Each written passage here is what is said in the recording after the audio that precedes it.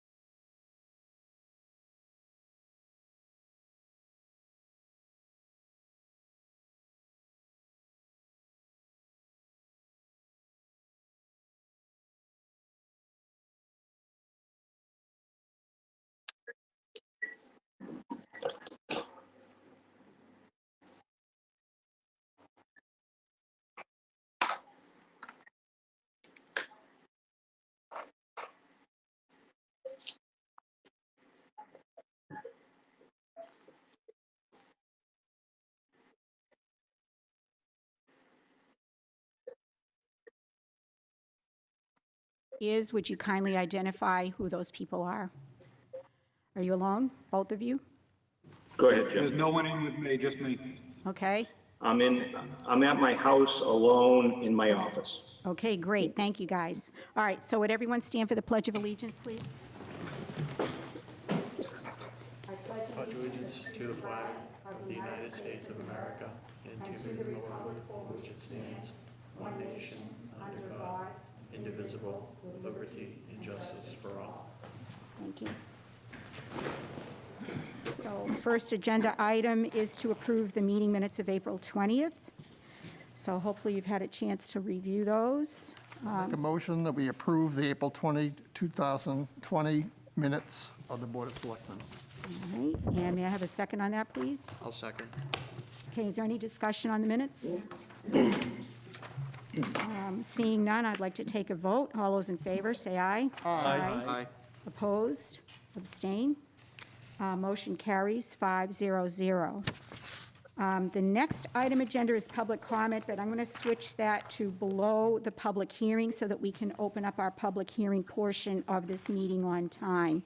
So at this point in time, I'd like to open up the public hearing at 6:32 p.m., and this is to consider a Gopher Coronavirus Relief Fund grant for up to $182,997. And could I kindly turn that over to Mark Pearson, please? Thank you, Madam Chairman. Can everybody hear me okay? Yes. Yes. So, in accordance with RSA 3195B, this was a grant from the Governor's Office of Emergency Relief and Recovery, and this grant was given out to every community based on their population. And so Plaistow's share is $182,997, and it's up to. And we need to submit, the finance director, Assistant Town Manager Greg Colby in the town needs to submit for reimbursement on a spreadsheet, and we have to justify and obviously explain our costs related to the coronavirus, efforts in town. So this is a grant. This does not have to be repaid. This came from part of the CARES package of the funds that were given to the state of New Hampshire of $1.25 billion. So in accordance with the law, towns are required to hold a public hearing on this grant, which is what we're doing. And again, it's for up to $182,997. So I'd be happy to answer any questions if you have any. Okay, board, does the board have any questions? Yeah, is this grant, do we have to pay this back, or is this something? No, we do not have to pay it back. It is truly a grant. It's 100%, and it's all related costs to the coronavirus. We do not, the town of Plaistow does not have to pay back these funds here. We are subject to an audit to make sure that we've properly accounted for the funds and that it's an allocated item that we can get reimbursement for. And at this time, if there's no other questions from the board, I'd like to open it up to the public per chance. If they have any questions, I believe you can call into our phone at 603-560-8337 if you have any questions. And I don't believe there's anyone else. Oh, all right, there is a member of the public that has to come up, so come on up. And please state your name and your address, and while you're speaking, if any calls comes in, we'll do that afterwards. Bobby Hamilton, 3 Balsam Way. I was just curious as to, is there a time limit? Does this extend into the future? Or just what we've already spent? Well, Mark can answer. Madam Chairman, I'm not able to hear Mr. Hamilton. I didn't know if you could repeat back his question. All right, so basically, he asked if there was basically an expiration time frame. What I do know is that our first round has to be sent out by June 1st. There's a second round for July 15th, a third round for September 15th, and there's a possibility. All right, I'll let you finish, Mark. Go ahead. So there's I don't know if you have the notice of the public hearing, but there's 2 things. For purposes of this agreement, it ends on August 30th, 2020. Something I didn't mention earlier, this is not to be used for shortfalls in government revenue or to cover expenses that would not otherwise qualify under the statute. And that the end period of this The start period is March 1st, 2020 to December 30th, 2020. So the answer, I think, to this question, although I couldn't hear it, is the final date is December 30th, the end of the year, 2020. Yep. And we're required periodically to submit to the state expenditures for COVID-19 during those dates. So Very good. Okay, Greg's, thank you. Greg Colby's keeping track of that. You're welcome. Is there anyone else here for public comment, or Jay, go ahead? So if we have until the 30th of August,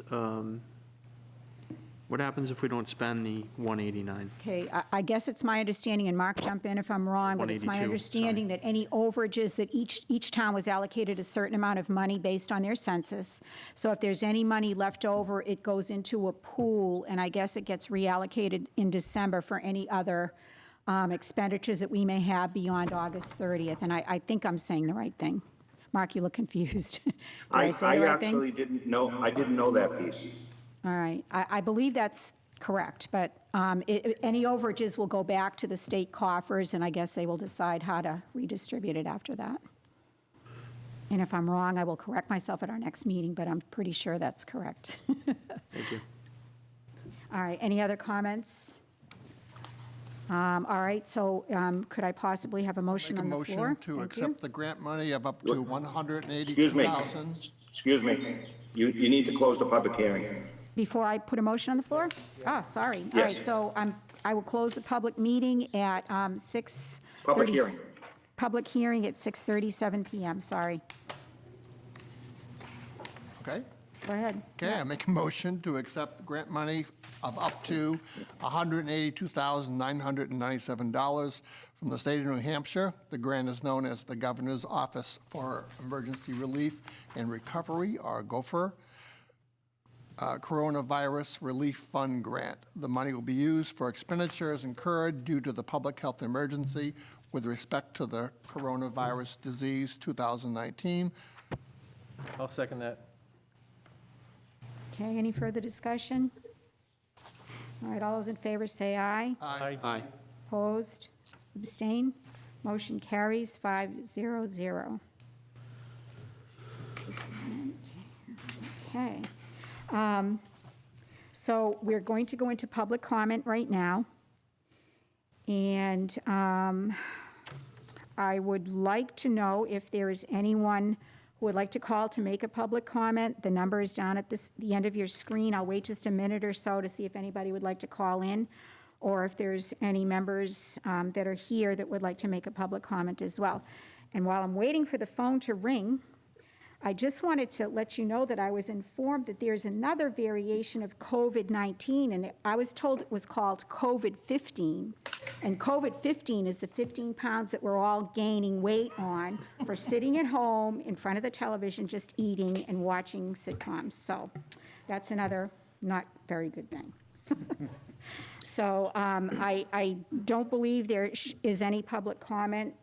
So I will continue with the agenda, and if the phone should ring, obviously, I'll jump in and get it. But the next item on the agenda is the acceptance and expenditures of a CARES Act gift or grant, and I'm going to turn that again over to Mark Pearson. Thank you, Madam Chairman. So in your package, you should have a New Hampshire Municipal Association about acceptance and expenditure of CARES Act assistance by local government. And this explains that the RSA 21-P:43 is what the state has said that towns and cities,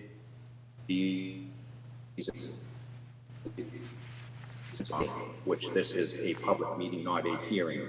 And the motion that is before you is to accept and expend up to $75,000 under the state of New Hampshire First Responder Stipend, which is a program to enhance the pay for full-time and part-time first responders. And again, speaking to how this would be administered, we're going to submit a first payment up to $75,000, and then there'll be a second payment because the program will then end, as we know it, under this particular legislation. So this is just the first of probably 2 motions that you'll make. So for full-time first responders that work 130 hours a month, they're going to be given $300 a week stipend in their pay. And the part-time or call people will be given $150 in their pay. If people, first responders, work in multiple communities, they can only collect it from one, and we have designed a form for them to sign that they're only going to collect it from one municipality. And there's been some people that have declined to participate in it. They do not want to accept the money as a first responder, which is their choice. And this is a voluntary program. In other words, each town can decide to participate in this or not. So this motion would allow us to participate in this program and pay our first responders a stipend. And incidentally, this grant, again, does not need to be paid back. And this grant also will pick up the additional costs that are related to the overtime wages, because this stipend will roll their overtime wages temporarily to a higher level and pay for the ancillary employment costs. But there is no share of this that has to be paid to the New Hampshire retirement system. So I would be glad to answer any questions if the board has any questions. Yeah, I got a question. Go ahead. Do the first responders have to pay taxes on these grants that they receive? So I believe that this is going to be taxable income as we know it right now. I would stand to be corrected, but I have not heard anything that would exempt that from additional income. So they would have to pay their own taxes based on their own income. Okay. Did you have a question, I Julian? believe I read the document, and I think it also states that you don't have to pay any benefits in additional to that, though. You know, like Again, I can't hear, there's something up with the, I can't hear anybody. I can hear the chairman. Okay. I could hear Selectman Blinn, but I couldn't hear Selectman Kiska. I just believe that, you can repeat it. Okay, so Mr. Kiska asked if there were no benefits that were paid under this act. Is that correct? No, because basic benefits are already determined in the salary lines of the operational budget for each position. So this does not roll up and create a new benefit for anybody. It's simply additional money in their paycheck per week. Okay, all right, great. Any other questions? Mark, would you mind just explaining to the people who are listening the difference between the Gopher grant and this CARES Act? Like, which pockets of money does it cover, if you wouldn't mind doing that? Because I think people are getting confused with all of these grants.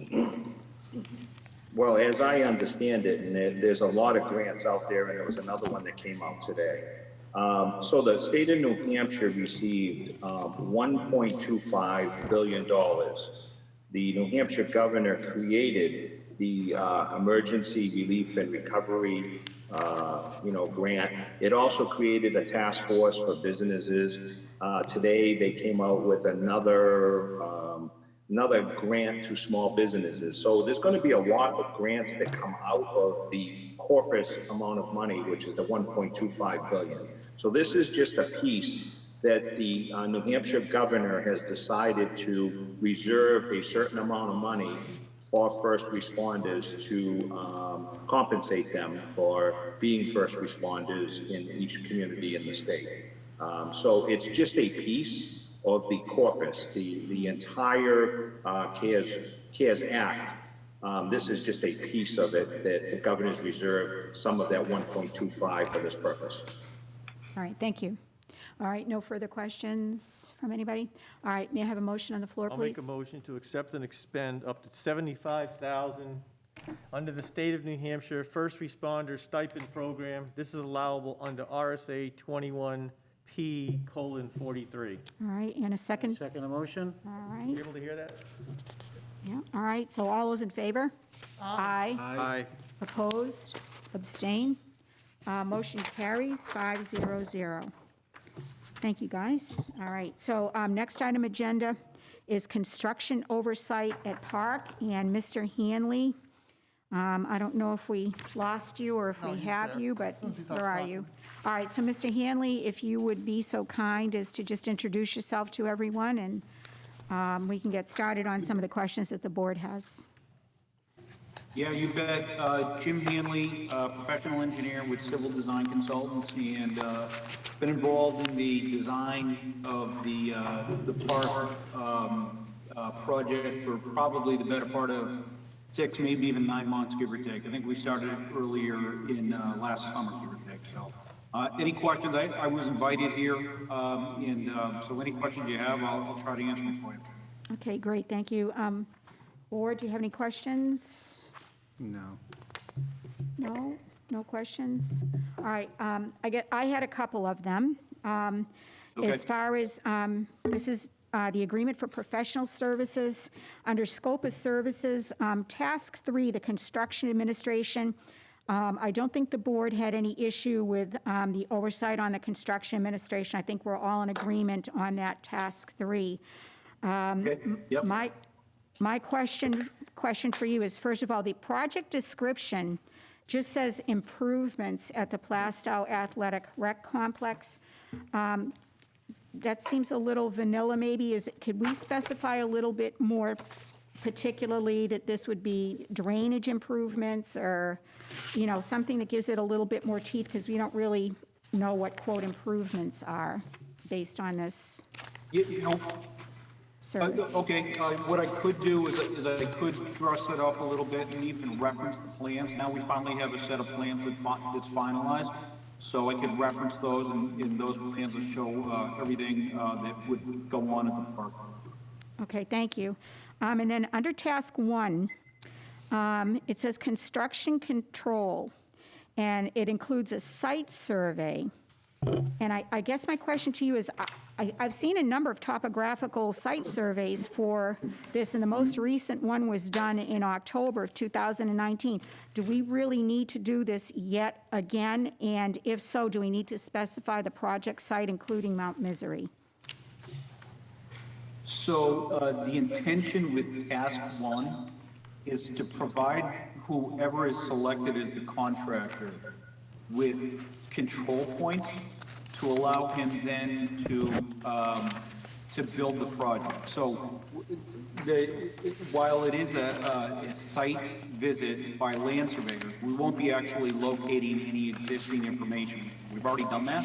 So Right. what we'll be doing is we'll be helping the contractor lay out the project accordingly.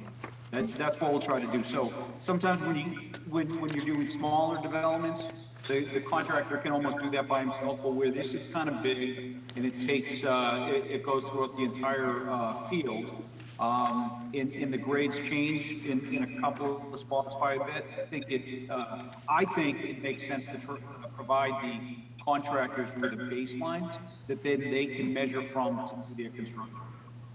Is that going to be done before or after acceptance of bids? So it would be done after. Ideally, what we do is we'd have a pre-construction meeting with the contractor. Okay. And every contractor is a little bit different. Every guy wants it done a little bit different. And I think our job is to just facilitate on behalf of the town to try to make sure that what we provide, they're comfortable with. And it'll take place after the selection. Okay. And then I guess my last question for you is under task 2, the bidding services.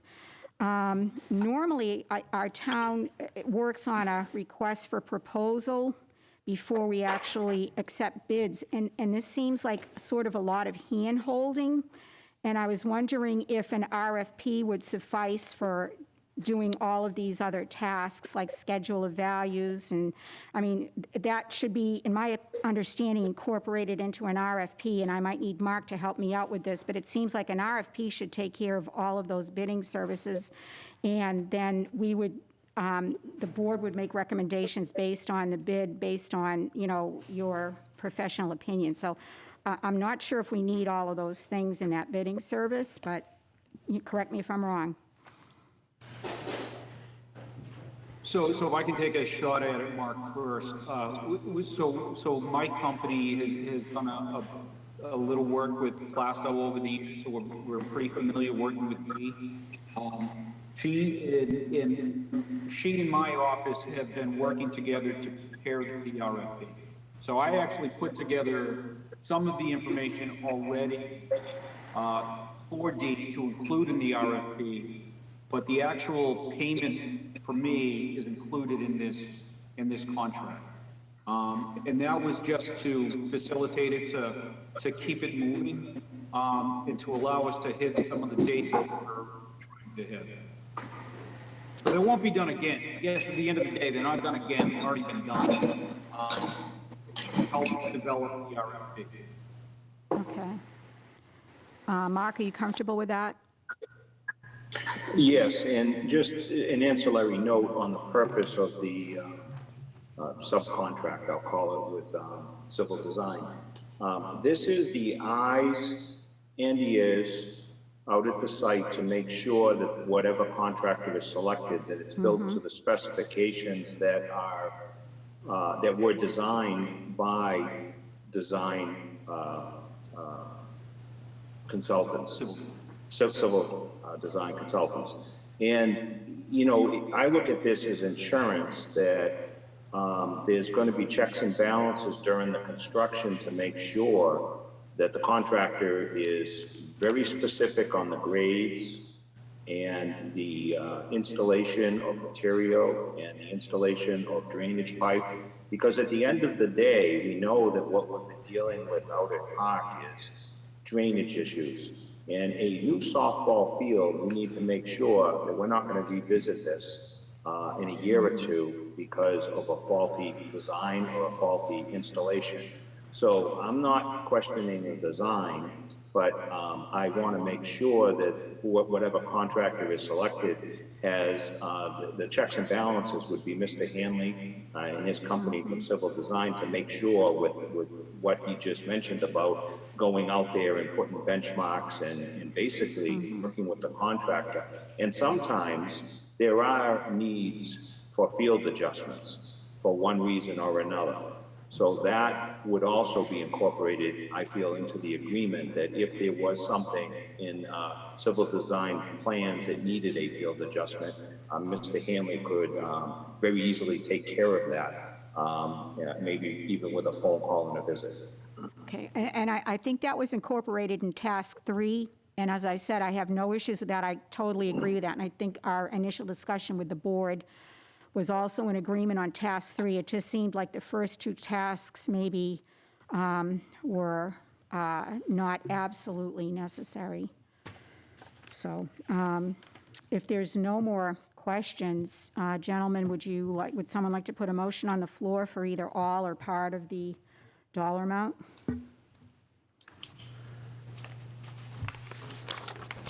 This is the $2,008, 2008,000. It is, no, it's a total of, So I believe the total was a $10,000 contract.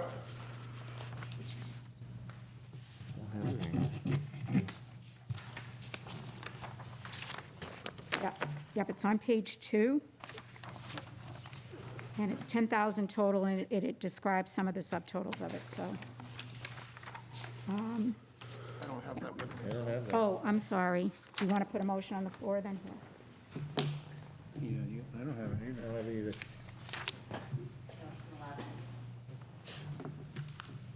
So I'll put a motion on the floor to approve the estimated fees Looks like it's already decided. for, that's for all 3 of these, correct? Yeah, that's for the other. Task 1, $1,200, task 2, $3,600, and task 3, $5,200.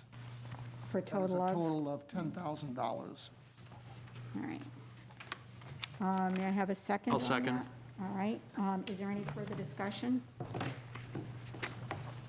Okay, all those in favor, say aye. Aye. Aye. Opposed?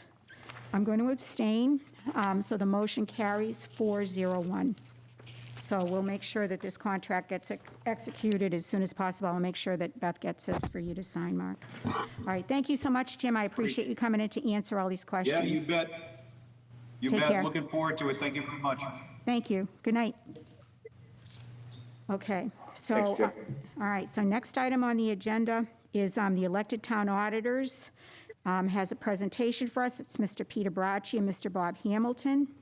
And I know it's not exactly 6 feet away, but if the two of you could sit there, that would be great. My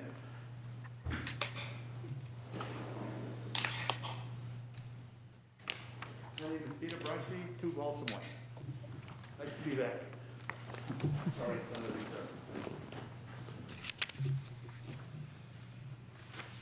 Just the protocol, Francine, is keeping your mask on. You know, I can't even breathe with this on, Peter, personally, so do the best you can, and you're far enough away from all of us, so hopefully we won't contaminate each other. Madam Chairman, before Mr. Bracci starts, is there any way we can test the microphone where he's at so I can try to hear? Otherwise, I'm going to be at a disadvantage. Yeah. How's this sound, Mark? I put it a little closer. Can you hear him now? Test, hello? I think it's only getting. I think I can hear. I think I can hear now. How about now? Is it okay? Want me to yell? Yeah. And if you can't hear, Mark, I'll just repeat. Unless, you know what, Peter, do you want to come up here and give your presentation the from this command voice. microphone? Because he can hear me on this microphone. Yeah. Yeah, for some reason I can hear the chairman's microphone, but I can't hear the All one right, you're you know sitting what, at. why don't we do that? Why don't you sit here so you can present it, because I don't need to talk right now.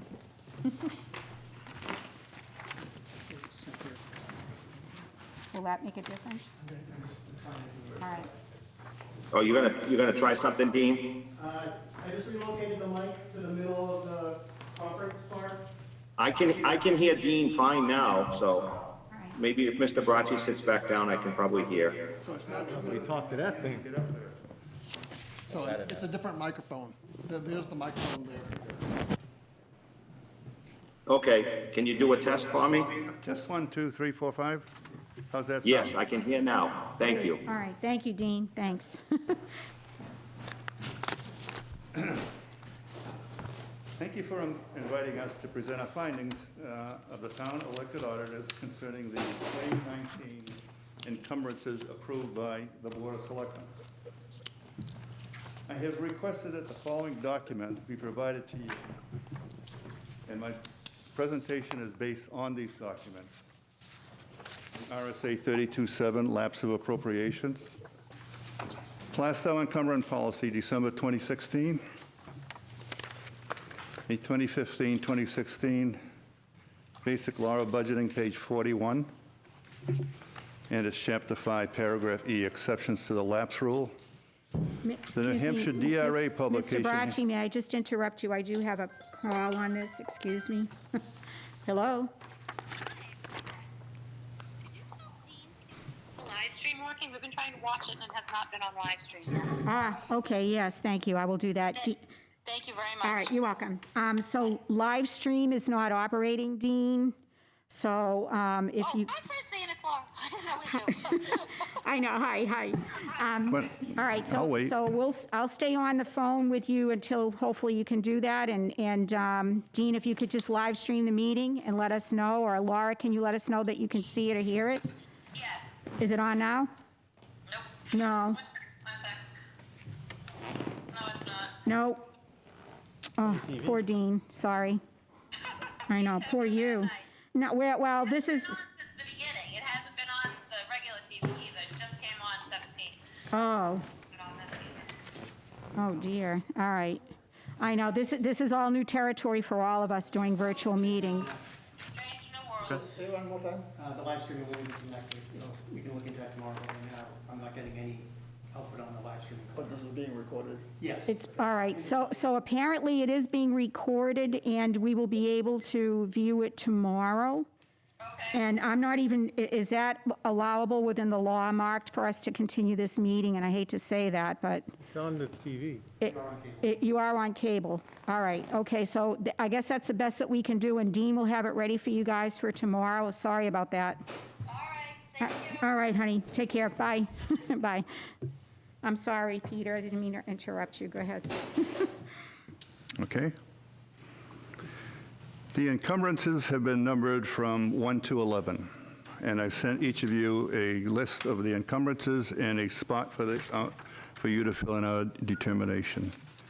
I will briefly speak to the encumbrances except for numbers 2 and 11. I will give more detailed explanation of these two encumbrances and will take questions on these two at the end of my presentation. Our findings. We find that the Board of Selectmen did not follow the town encumbrance policy dated December 2016, in that the town elected auditor, which was Mr. Hamilton, did not review the proposed encumbrances prior to BOS acceptance. We find the following 2019 encumbrances acceptable. 1, water well testing. 6, tree removal. 8, pavement marking. 9, town hall painting repairs. 10, town hall repairs and carpeting. We find the following 2019 encumbrances acceptable with reservations. Number 3, base radio. Number 4, cruiser laptops. Number 5, body armor. Number 7, drainage improvements. The reasons for these reservations will be forthcoming in a separate email to the board. We find the following encumbrance unacceptable, and I will take questions on them. Number 2, software MICS. It is a police department purchase order for $25,000, the largest on the encumbrances. We find it unacceptable for the following reasons. There is no contract or obligation or otherwise. There is no backup information, only a purchase order signed by the assistant town manager, I believe, and unsigned by the department head. There is no indication of what this is, who it was from, or what it was for. D, the vendor is unknown. It is listed as TBD, to be determined. And E, documents say vendor is the state of New Hampshire. There is no department, there is no name. And therefore, we have determined that this encumbrance is unacceptable and we reject it. Are there any questions on that?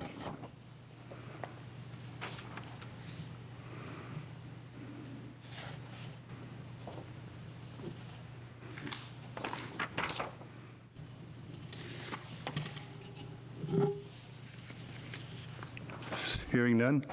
Number 11, the master plan update for $7,249.99 with the contractor Resilience. We find number 11 unacceptable, and here are the reasons.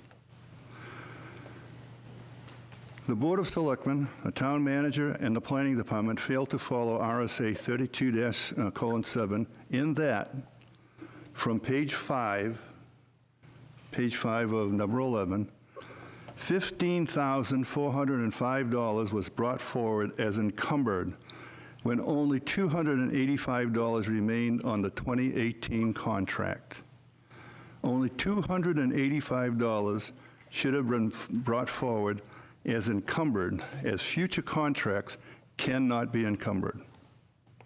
B, from page 5, when the 2018 contract ended on January 24th, 2019, the previous year's encumbered funds were used to pay for the new contract, which appears to have begun on May 6th, as indicated by a payment on May 6, 2019, for $6,032.50, although it was not signed until June 10th. 3.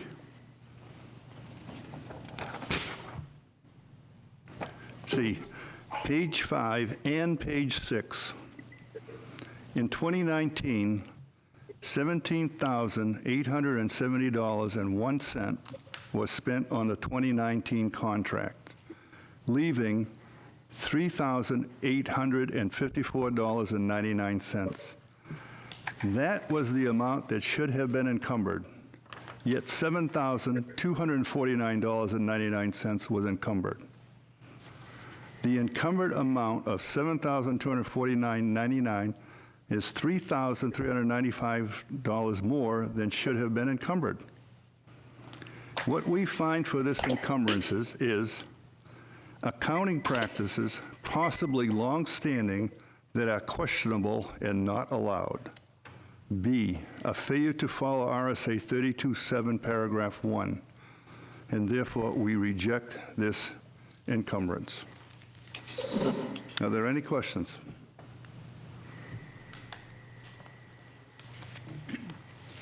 In summary, $15,000. Go ahead, Greg. Will you be sending us your findings? Yes. Okay. Okay. Our recommendations. I'm going to hold off my questions until I see your findings in writing, so I can have Well, time to consider what you are saying and what your conclusions are. Okay. Okay? If you had presented to us, it would have been much easier for us to be able to look at it. Thank you. What the locally elected auditors are recommending is, from encumbrance 2, $25,000 should be unencumbered and returned to the general fund. Number 2, from encumbrance 11, $3,395 should be unencumbered and returned to the general fund.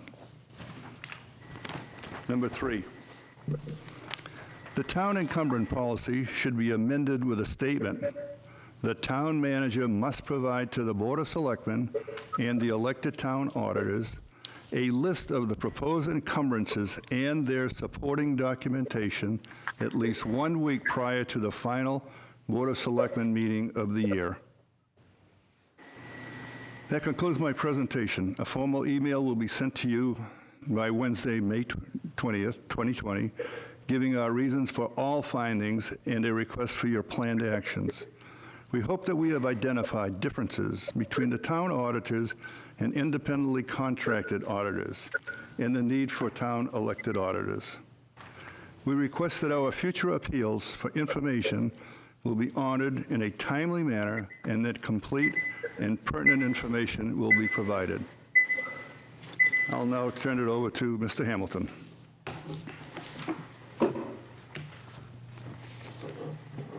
Thank you, Peter. You're welcome, Julian. Thank you very much.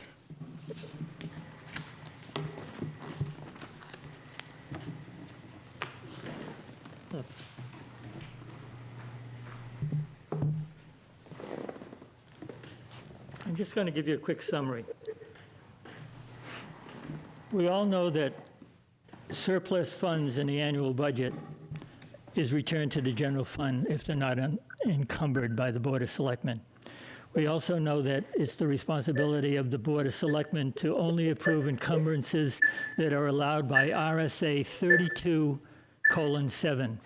And we have provided in your packet a copy of the RSA 32:7, along with page 41 from the Basic Law of Budgeting Handbook that most all of us have in this room because you've been members of the Budget Committee. RSA 32:7 only allows encumbrances that have a legal enforceable obligation with a vendor to provide the town with a service or a product for a specific amount of money. RSA 32:7 does not allow surplus budget funds to be encumbered for anticipated needs or anticipated future contracts. That is explained a little bit more thoroughly in the handbook, budgeting law, that page 42 that I just referred to. That was the reason why the scuba gear encumbrance was unencumbered in January of this year at your first Board of Selectmen meeting. If you recall, it was unencumbered because there was no legally enforceable agreement with a vendor to purchase scuba gear. It was as simple as that. The same holds true for the $25,000 Police Department Management Information System replacement encumbrance, since there is no legally enforceable agreement with a vendor to purchase the system. You cannot encumber funds for anticipated needs or contracts, and the $25,000 should also be certainly unencumbered for the same reason as the scuba gear was. The other one was that the master plan encumbrance, as Peter mentioned, $3,395 should be unencumbered on that one as well. If you recall, I believe it was an encumbrance of $72,042.99. So the reason why only a portion of it should be encumbered, which I believe the figure amount is $38,54.99. That was what remained on the contract that was signed in May of 2019. Since there was a contract and only $17,870.01 was paid to the vendor in 2019, that meant that the remaining amount of $33.95 on that contract is still owed. It's still an obligation by the town, and that is what should have been encumbered. And the third thing that Peter mentioned is that the selectmen, what we're really recommending is that the selectmen and the town auditors be provided with the legal obligation for each vendor at the end of the year for each encumbrance. And we feel as though it should be done a week before you approve the encumbrances. That gives you an opportunity to look over the material and see that there is an agreement between a vendor and the town of Plaistow, a legal obligation. And it doesn't have to be a contract. It can be a purchase order as long as there is a vendor identified, the vendor has the purchase order, he knows that it's in the works, there's been an agreed upon price.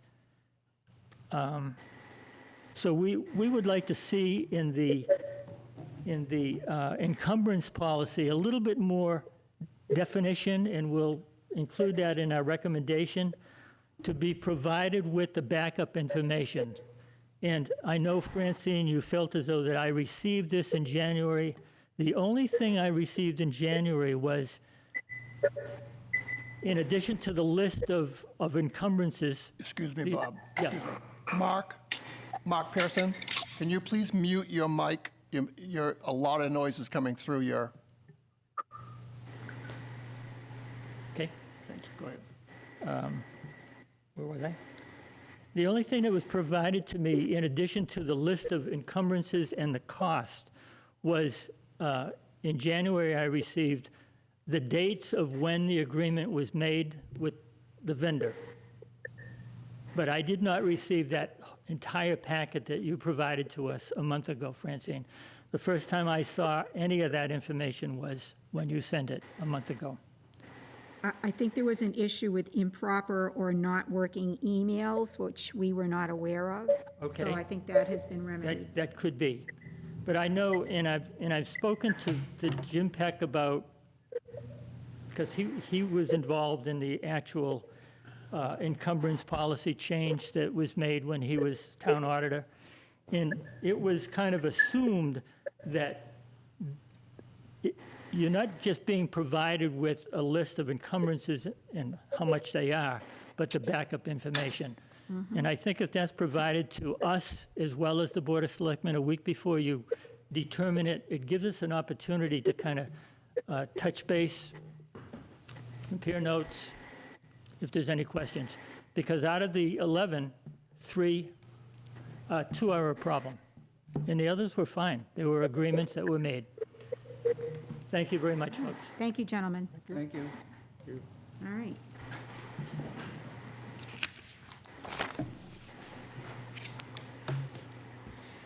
Okay, so our next item agenda is the announcement of Arbor Day posters and poem contest winners. And I'd actually like to turn this portion of the meeting over to Jay who is going to read the winner of the Arbor Day poem, and he's also going to read out the winners of the poster contests, too. So go ahead, Jay. Okay. So what I'm going to do is I'll read the winners of the poster contest first. And Dean is going to display the pictures up on the screen for us. And for first grade, for first grade, the winner there is Tyler Fielding in Mrs. Ladani's class.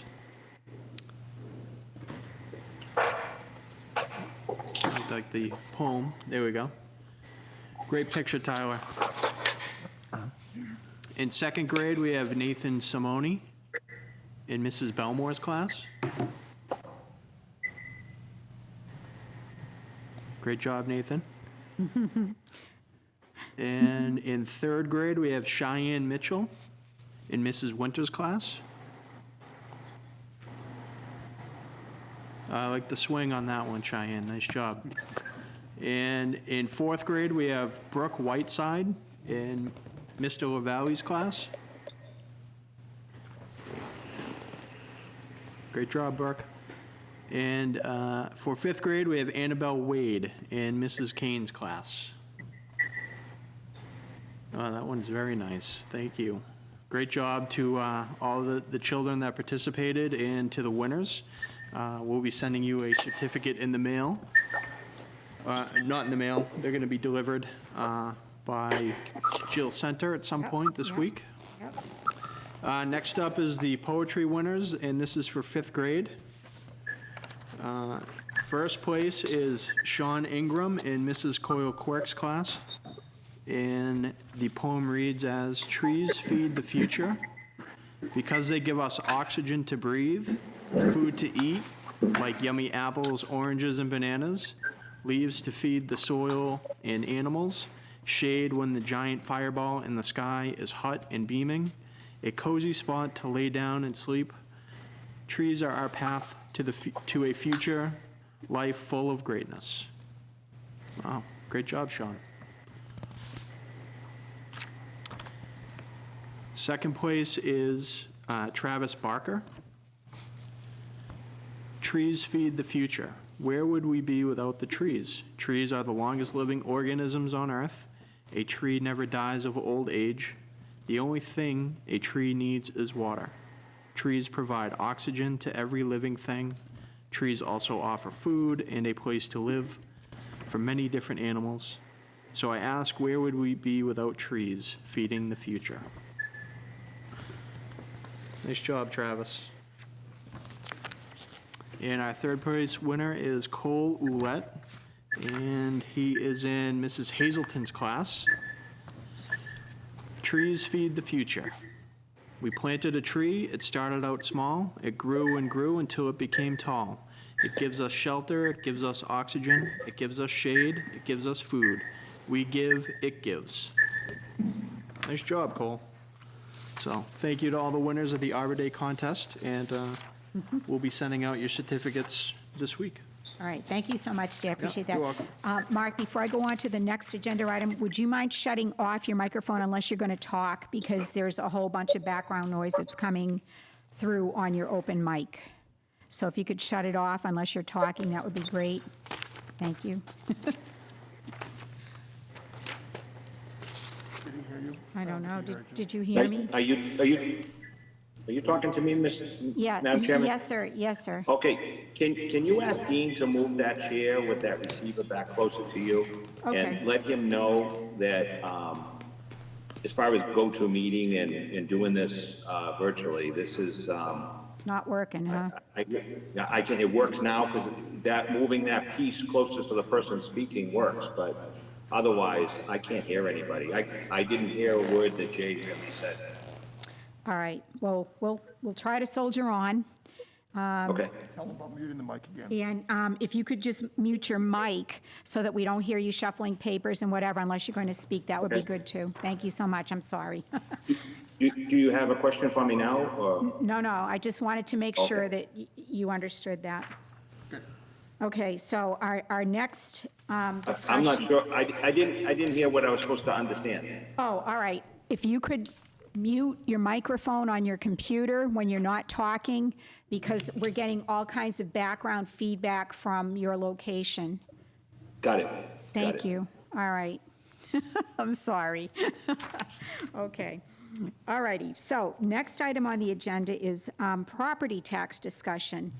And it has come to my attention that there have been a number of concerned citizens calling the town hall saying that there are strangers wandering around in their backyard. And hopefully, these strangers are actually not strangers. They are licensed assessors that are going about our town to do what we call a values anew. And what that is it's a full and true list and measure of every single property in town: homes, businesses, land, condos, utilities, everything. This is something that is by law required to be done once every 5 years, and it's done for all of the properties. So we don't technically have to do this until 2025. This is very different from the statistical updates that we've been used to. Normally, a statistical update was done when a certain portion of the real estate either went way up or way down. And so by law, we have to be proportional to everybody else. But we've also discovered that proportional does not mean fair. If there's only 2 sales of commercial properties, they get kicked out because there's not enough to make it a statistical update. But homes, however, are selling like hotcakes in Plaistow, and normally that's when the statistical updates would be done. So the board is trying to level the playing field by making sure all of the properties are listed and measured all at the same time, just to, as I said, level the playing field. So these assessors normally would be going inside your homes, but because of COVID-19, they're only going to be looking at the exterior, and they're just going to be verifying measurements of your property and whether there's a shed or a pool or whatever on it to make sure that the tax cards are accurate. They will be carrying identification, so if you see anybody wandering around your backyard and you get nervous, make sure you ask them for ID, and if they don't have it, then you can call the police. Go ahead, Jay. A couple questions. So when this is done, what time frame are we looking at for this to be completed? So how long should people expect people going in and out of their yard over the next couple months, 4 months, 6 months? They just started work in April. We just signed off on the contract in April, and I did get a report, and I will forward that to the board with regards to the percentage of properties that they had looked at. And this is going to go on probably through September, October, possibly into November, because we got a late start on our contract and the COVID-19 thing came in. So they're kind of scrambling around. So we will be seeing this throughout the greater part of the year. We also are required, and we do have the ability to call in our town assessor as well as the company that's doing the values anew, which is Visions. And normally they would report to the board in July, thereabouts, kind of their progress as to what's been going on. So we can definitely call both of those assessing groups in to give us a report. Okay. And maybe Mark can answer this, but how is the public notified? Do we put stuff in the paper? There's an email blast. I've seen that. It's up on our webpage, but is there something out on the cable scroll? We're required to list it as a public hearing, so there will be our usual way of informing the public that we will be looking at, a review of our assessors. So those medias have been, there's stuff out there in the newspaper, on TV, et cetera? Yes. Okay. Yes. Just want to make sure. Go ahead, Does Jim. this include commercial properties? Everything, Okay. everything. And this is all going into the new software? Yes, the bill that you're going to, and that's the next thing I wanted to say, is the tax bills for first half of the year are going out as we speak. You should all have them by June 1st. That is the last bill that we will be using our old software, I think it's Taylor software. That is the last bill that we will get with the old software. This new software measures and lists commercial properties in a very different way, and they use kind of a 3-point system instead of just a single process to do that. So we're hoping that we're going to capture a little bit more accurately the assessed values of commercial properties, because I know that's been a sore spot for a lot of people in town. And so prior boards were of the opinion that if we do values anew as opposed to statistical updates, it will be a lot fairer for everyone in town, and the future boards will be, and actually, that was Julian's brainchild. So he suggested that, and you may do a values anew in 3 or 4 years if property values change significantly, but by law, we don't need to do it unless it's once every 5 years. So I'm hoping that will save the town some money in doing statistical updates every year, and it'll be more fair for all of the taxpayers. Yes, you will probably get a big bill once every 5 years, but it's not as much as you would get as if you had a statistical update once every 4 years. So I did want to also mention that if anybody is experiencing any financial hardships and they're scared that they're not going to be able to pay their taxes, please reach out to any one of us. We have numbers and emails on the town website. We would be happy to make arrangements to speak with you privately and take your concerns on a case-by-case basis. And if we get a large amount of these requests, we will schedule sometime in mid-July after the bills are due so that we can discuss that with you. So if anyone else has any other comments, I'd welcome them now, but the tax bills are a-coming. Go ahead, Greg. Do we have, are we notified by our town assessor to the changes in market? So if the prices of houses are going up or the prices are going down, do we get that kind of notification? She will be doing that in the July meeting if we request her services for that. So that was part of our protocols for the town assessor, was that once a year she would report that information to us. Okay. Thank you. Okay, any other questions? No? Okay, all righty. So the next item on the agenda is we're here to select a contractor for the salt shed and Pollard Road culvert. So I believe we opened up bids at our last meeting, and Beth very kindly provided us with copies of both bids, and hopefully you've had a chance to look them over. So I'll open the floor up for any discussion before we put a motion on the floor on that. Does anybody have any comments or questions on this? Is there a reason why the two bids were so far off?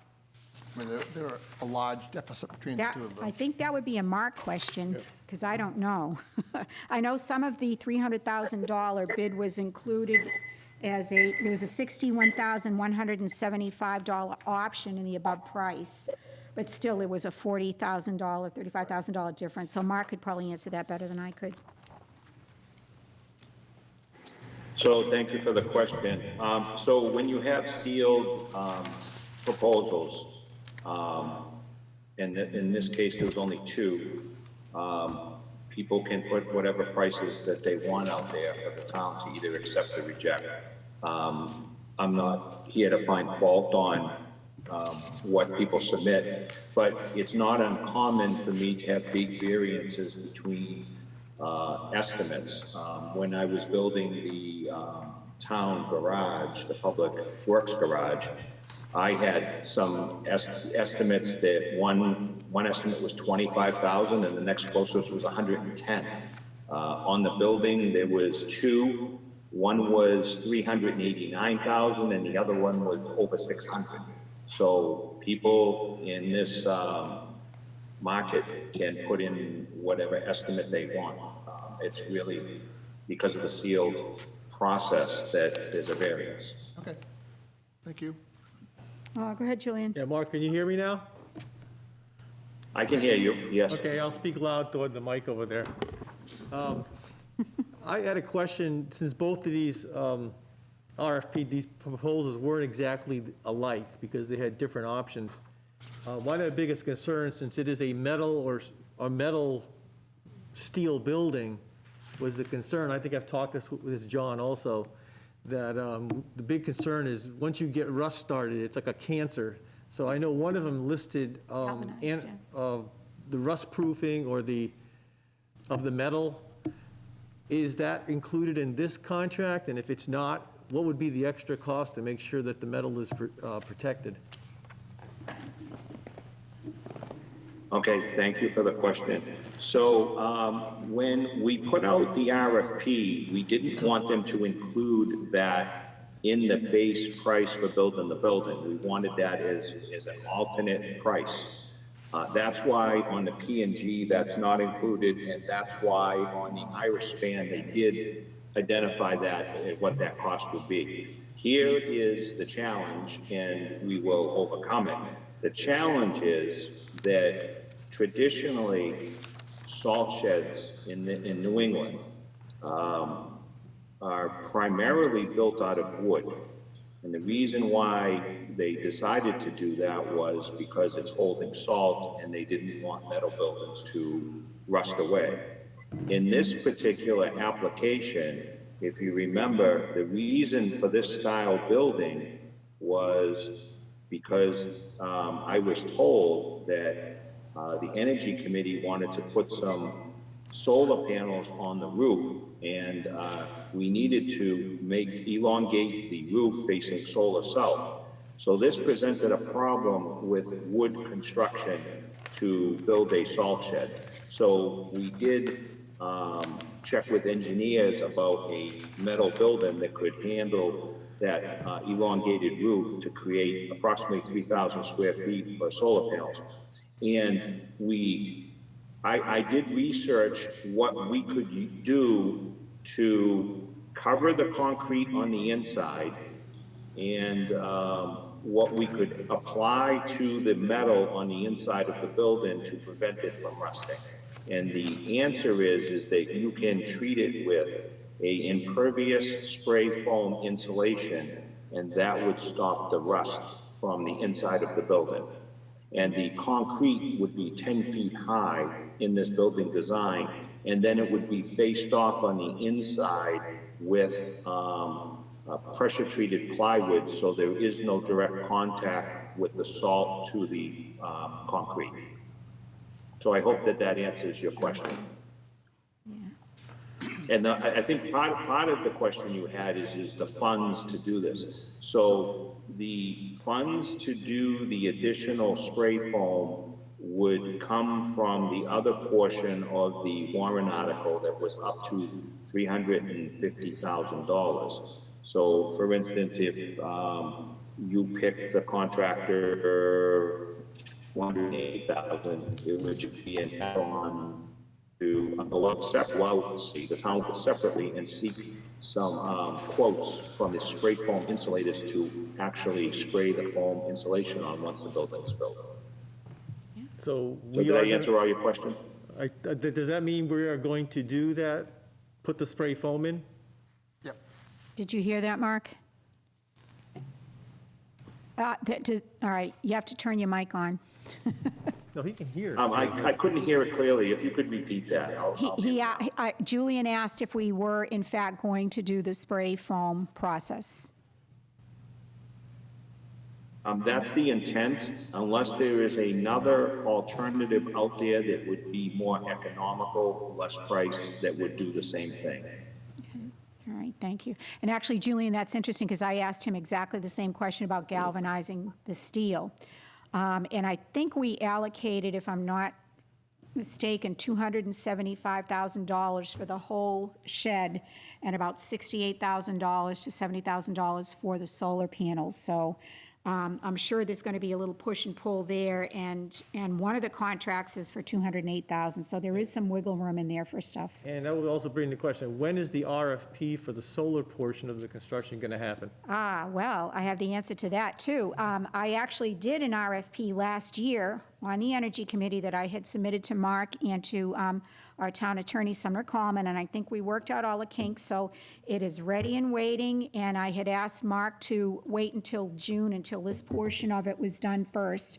And so after this meeting, I'll fire it right out to him, and he can take a look at it, and we can take a look at, sending it out for bid right away. Yeah, that'd look cool, because I did talk to you on the phone about that last week. Yep. My biggest concern, though, is when we build this building, that whatever we do, don't make sure that we build it so that it lasts. Oh, yeah. So we don't have to rebuild it or something in the future Yep, I because we cut agree. a couple corners. I agree. Jay, did you have a question or a comment? Yeah, so if we go with the foam option, what's the life of the foam as opposed to the galvanizing? Do we know the answer to that? I don't, if I heard his question, what's the life of the foam Versus galvanized. Versus galvanizing. versus the galvanized? So, I can tell you what I do know about galvanized. Galvanized is a coating that is put onto regular steel. So the notion that galvanized doesn't rust is not totally, valid. Galvanized will rust over time once that galvanized coating is penetrated. So both proposals, do talk about galvalume, and that is a material that is a steel that's got galvanized on it. And the answer to the question about the impervious foam is that a long time, and I'm not being fresh when I say that, the impervious foam is almost like concrete when it's done, and I'm thinking the lifespan on that is, hundreds of years. I mean, this stuff here is very, very, very tough. It doesn't fall off, in other words. It's not like something that would just fall off and flake off. Right. And do we know, like, maybe an estimate on cost for foam as opposed, I know the galvanized is 61,000, but for the foam, what are we looking at for pricing, if you have an idea? Well, the only thing I can tell you about spray foam is on the interior of the space at the Public Works Garage, on approximately 1,800 square feet. I got multiple estimates, and again, I had, low, medium, and high estimates, and I obviously shopped around. So, I believe that I spent about $7,000 for the spray foam insulation on the inside ceiling portion of the offices up on the above the ceiling panels to prevent the heat from escaping into the mezzanine. So that's 1,800 square feet, so I'd have to extrapolate it out. But in total, if you were to decide to do the 208,000 tonight, which is the lower of the two, there's 67,000 of a balance. So I would have to do the spray foam. I would have to do, bring some electrical conduit out to the building. I would have to do some paving. I have to do a lot of things with $67,000. I don't know how much it would cost, but I would be very cognizant that I gotta make $67,000 go a long way. It's not just for spray foam, it's for a lot of other things. Right. Okay. My sense is it's significantly less than the 61,000 for the galvanizing, so. Can you just repeat that, Madam Chairman? Yes, he said probably the difference between the foam and the galvanization is probably a significant difference.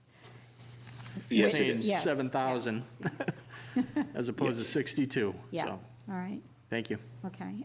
Does the board have any more questions or comments on this before we put a motion on the floor? Sounds like a good choice. All right, so have we made a decision on which vendor to go with?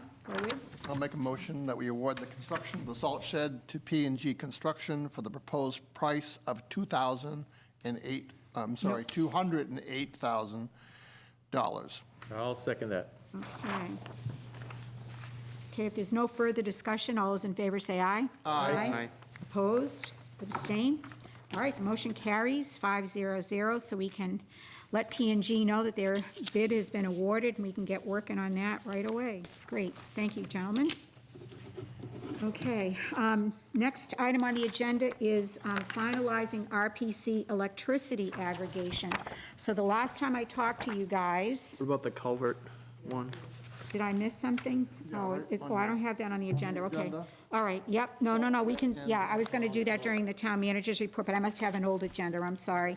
Okay, so next item on the agenda, then we'll discuss the Pollard Road replacement project and the construction contract. So again, Mark, if you wouldn't mind filling us in on that, please. Okay, so we're at Pollard Road, correct? Yeah, sorry, yep. Okay. So the town, you should have a memorandum from Dee Voss, and it was also sent to myself. As you know, Dee has been working from home, and she's been involved with a lot of projects. This project here, she very nicely laid out, the project overview and the response and review by 8 proposals from different companies. And she created a spreadsheet that is attached to your packet there. And she identified the 2 lowest competitors for estimates were within roughly $1,500 of each other. The next closest was about 30,000 higher than those 2. So she did her research and due diligence and wanted to know if both of those companies could handle this project. And she came to a conclusion. Her recommendation was, she gave you 2 motions, you could pick either one. But her recommendation would be A.N. Whipple, who is slightly higher by $1,500, but because of their background and their performance in other similar jobs and projects, they were the higher recommended company. And we wrote the RFP that the board, we don't call this a bid, we call this a, proposals. The consultant that we hired calls it a bid, but the town has reserved the right to go with a contractor that is not the lowest price, and in this case, it would be the second lowest price by $1,500. So there is you can decide to go with A.N. Whipple, or you could decide to go with Savinsky Landscaping. Okay, so go ahead, Greg. So my obvious question is, did our request include that they provide references when only one that replied to this included references? Isn't that part No. of the bid? The answer is in our proposal, we did not require them to give us references, but in the follow-up, we did ask for references, and they did provide us with references. Okay. Any other comments from the board at this point? Actually, Mark, I have a question for you with regards to this, because if the awarded bid price is $191,000 approximately, we received $85,000 for the ARM grant, and we only received a $90,000 approval from the voters on the warrant article, which leaves us short 16 grand. So what's the plan to make up that shortage? Where is that going to come from?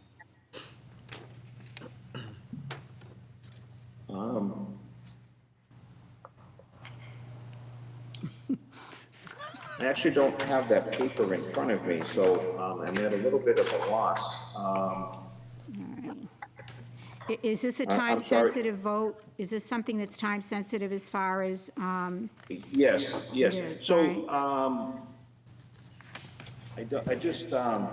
I'm trying to remember what the total project cost was, and how much wasn't there 90,000 that was appropriated through the warrant article? correct, and then we received 85,000 from the ARM grant. So we still have a 85, shortfall of 16,000, and, I guess I'm not sure where it could or should be from. I think the board is our agents for the Fund for Transportation Infrastructure, but I'm not positive, and that may be where that shortfall comes from, but I think the board and the townspeople should probably know where that extra money is going to come from before we make an award on a bid, or at least I would like to know that. And I don't mean to put you on the spot, I'm sorry, but. Yeah, if you give me a minute to go get the town report, I'd like to look up the warrant articles, and just give me a minute to grab my Sure. town report. Sure, yeah. Okay, so I guess while Mark is looking that up, What you had was 90,000? it was a warrant article for 90,000, and I should have, yes, and I do believe the ARM grant was 85 grand. 85 grand.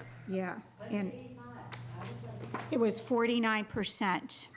or at least that was the correspondences that I was looking at, and there might have been something otherwise, or it might have changed based on 49% of our bid, but this bid has gone up like 3 times already, and it's, $14,000 difference. yeah, so it was 14 or 16, 14.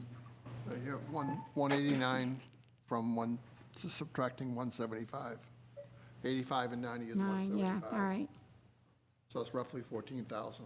All right, well, anyway, it's still a shortfall, and, Yes, and, you know, we do not appropriate that, so we need to make sure all of our numbers match, so.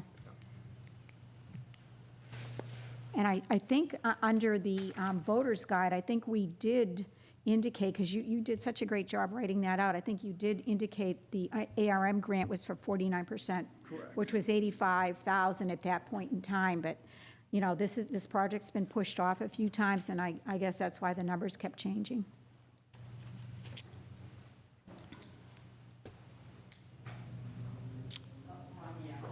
Yeah, I know, I should have brought mine with me. It is I'm 90. sorry. But he's got it right One there, day I yeah. travel All right, so he's got it.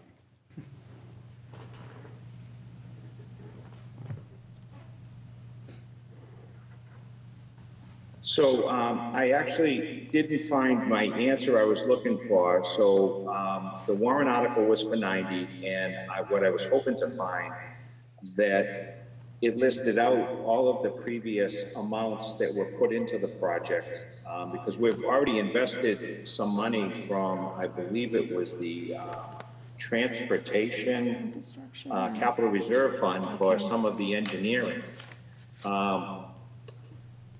So I'm at a loss right now because I don't remember what we planned on doing for the total amount there. There could be a simple answer. Could we revisit this and I can make a phone call? I'll mute my thing. Can we just put this off a little bit later and I can make a phone call to try to find the answer for this?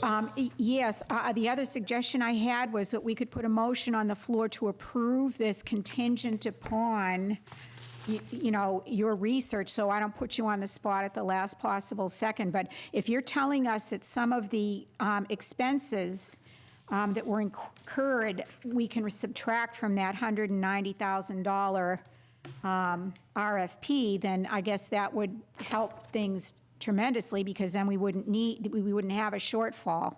So maybe that's the other way to go. So if I could make a suggestion, would you be able to skip to, say, the update the public comment policy? All right. And I'll mute my participation and I'll make a phone call. And that way there, because I have to really get this project out of the gate right away. I know. I don't think that the answer is we're short, but I want to confirm before I say that. All right, okay, that's no Okay. problem. Yep, thank you. Okay. Bye. All right, so we're going to table that for right now. So can we actually do the RPC electricity aggregation before we do public comment? Sounds good to me. Okay, so I believe the last time I talked to you all, I was going to get a little bit more research for you on jumping in with RPC. And so what I have discovered is that we can go onto the RPC energy aggregation with the proviso that we provide them with a termination contract from Taylor Energy, which is the people that we're using right now.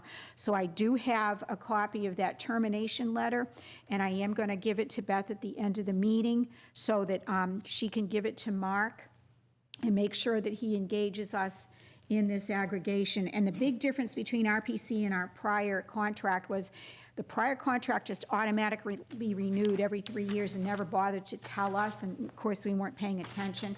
Right. This way, the RPC, you can kind of jump in or out, and there's no really contractual obligation. And the difference in pricing is I think, a penny or within a penny. So, and we also want to support RPC because they do a lot of work for our communities, and we pay them dues, and so it's a good relationship to have with them. We also are looking into doing some gas aggregation for propane and natural gas, and I don't believe RPC is on board with that yet, but we are looking, and that contract does not expire until next year. So the next board will have to take a look at that. But I would very strongly recommend that we move forward with putting a motion on the floor for RPC. So are we are we directing the town manager to enter the contract? Yes. So I'll make a motion that we direct the town manager to enter into an agreement with the Regional Planning Commission, RPC, for the purpose of engaging in electrical aggregation for the town of Plaistow, including the termination from our previous contract. Excellent. I'll second it. All righty. Okay, is there any further discussion on this? Go ahead, Jay. So what sort of agreement, like how long would this type of agreement go on for? Indefinitely or? Indefinitely, and I think it's a 30-day termination clause. You have to give them 30 days' notice. So it's a much more flexible contract than what we currently have right now, because if we miss our date now, we're stuck for 3 more years Right. with the other vendor. So does this repeat as well every year? It does, because they have to establish new electricity rates, and I think they do it in November, if I'm not mistaken. And you're going to be on the Energy Committee. You took my spot on the Energy Committee with Julian, so you'll be getting into that as soon as we get back to our normal lives here with boards and committee meetings. So this would be something that we would want to put on the board's calendar so that when November rolls around, after we've been in a contract with them for a year, we know to Exactly. come to consider. Exactly. Let's take a look at it. Exactly. Go ahead, Jay. So being with Taylor, we're locked in for 3 years at a certain Yes. rate? Yeah. But with RPC, it could change year to year? Yep. Well, once they establish the rate's consistent for the year, but you can jump in and out of the contract without Mm-hmm. Right, we being still have the stuck. flexibility to Yep, leave if we exactly, wanted to. but Exactly.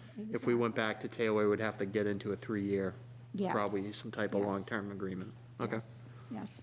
thank you. Okay, any other questions at all before we take a vote on that? All right, all those in favor say aye. Aye. Opposed? Abstain? All right, that motion carries 500. Okay, so the last thing on our agenda is, I think we'll discuss the no parking thing with Mark, because I think he wants to talk to us about that, so we can do the update on the public comment policy. And Julian had provided you some information this afternoon, and I think I had given you a potential verbiage over the weekend. So I'm going to open up the floor for discussion on that right now.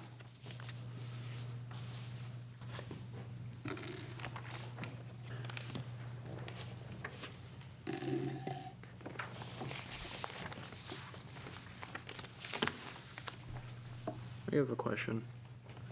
Sure. So in one of these, I think both of these,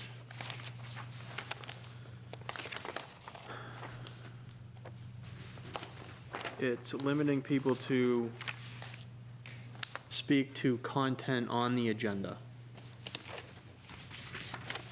Okay, there's 2 variations, yeah. Which one there's one that's a little bit longer There was than the one other? that said if someone came and spoke in non-public about something not on the agenda, we're requesting that they go to the town manager and Okay. put on the future agenda, or, I'm just,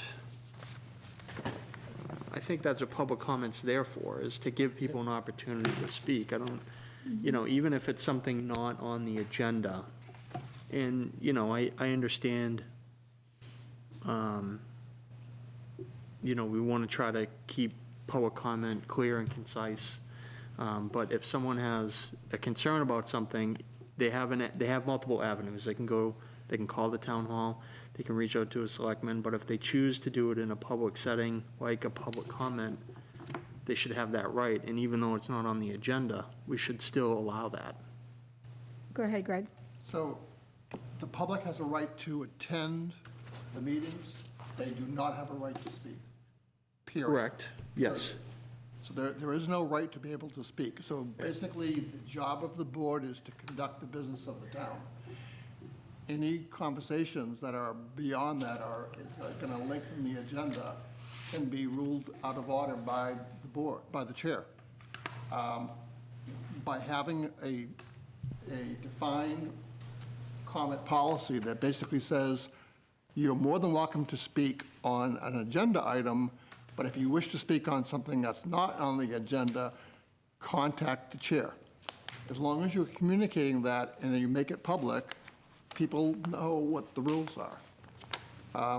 This has happened in a lot of boards where someone comes and has a hot issue, doesn't discuss it with anybody, comes and demands to be heard. And they miss the point that you have a freedom of speech, but not in a Board of Selectmen or almost any board. Boards are basically tasked with the duty of conducting the business of the town. That's what their priority is. That's what it should be. And so you follow the rules if you wish to speak, either by putting yourself on the agenda or making comment on something that's on the agenda. Go ahead, Jay. And I understand that, yes, they don't have the right to speak at a meeting, but if we're going to open up a window of time called public comment, and the chair recognizes that person to speak, they should have the allotted time to bring up their concern. And I understand, there might be a hot item where they could have called someone else or called the selectmen and talked to other people about it, but if they choose to do it within that venue and the chair recognizes them, and they do it within their 2 to 3 minutes or whatever time frame is allotted, I think they have the right to do that.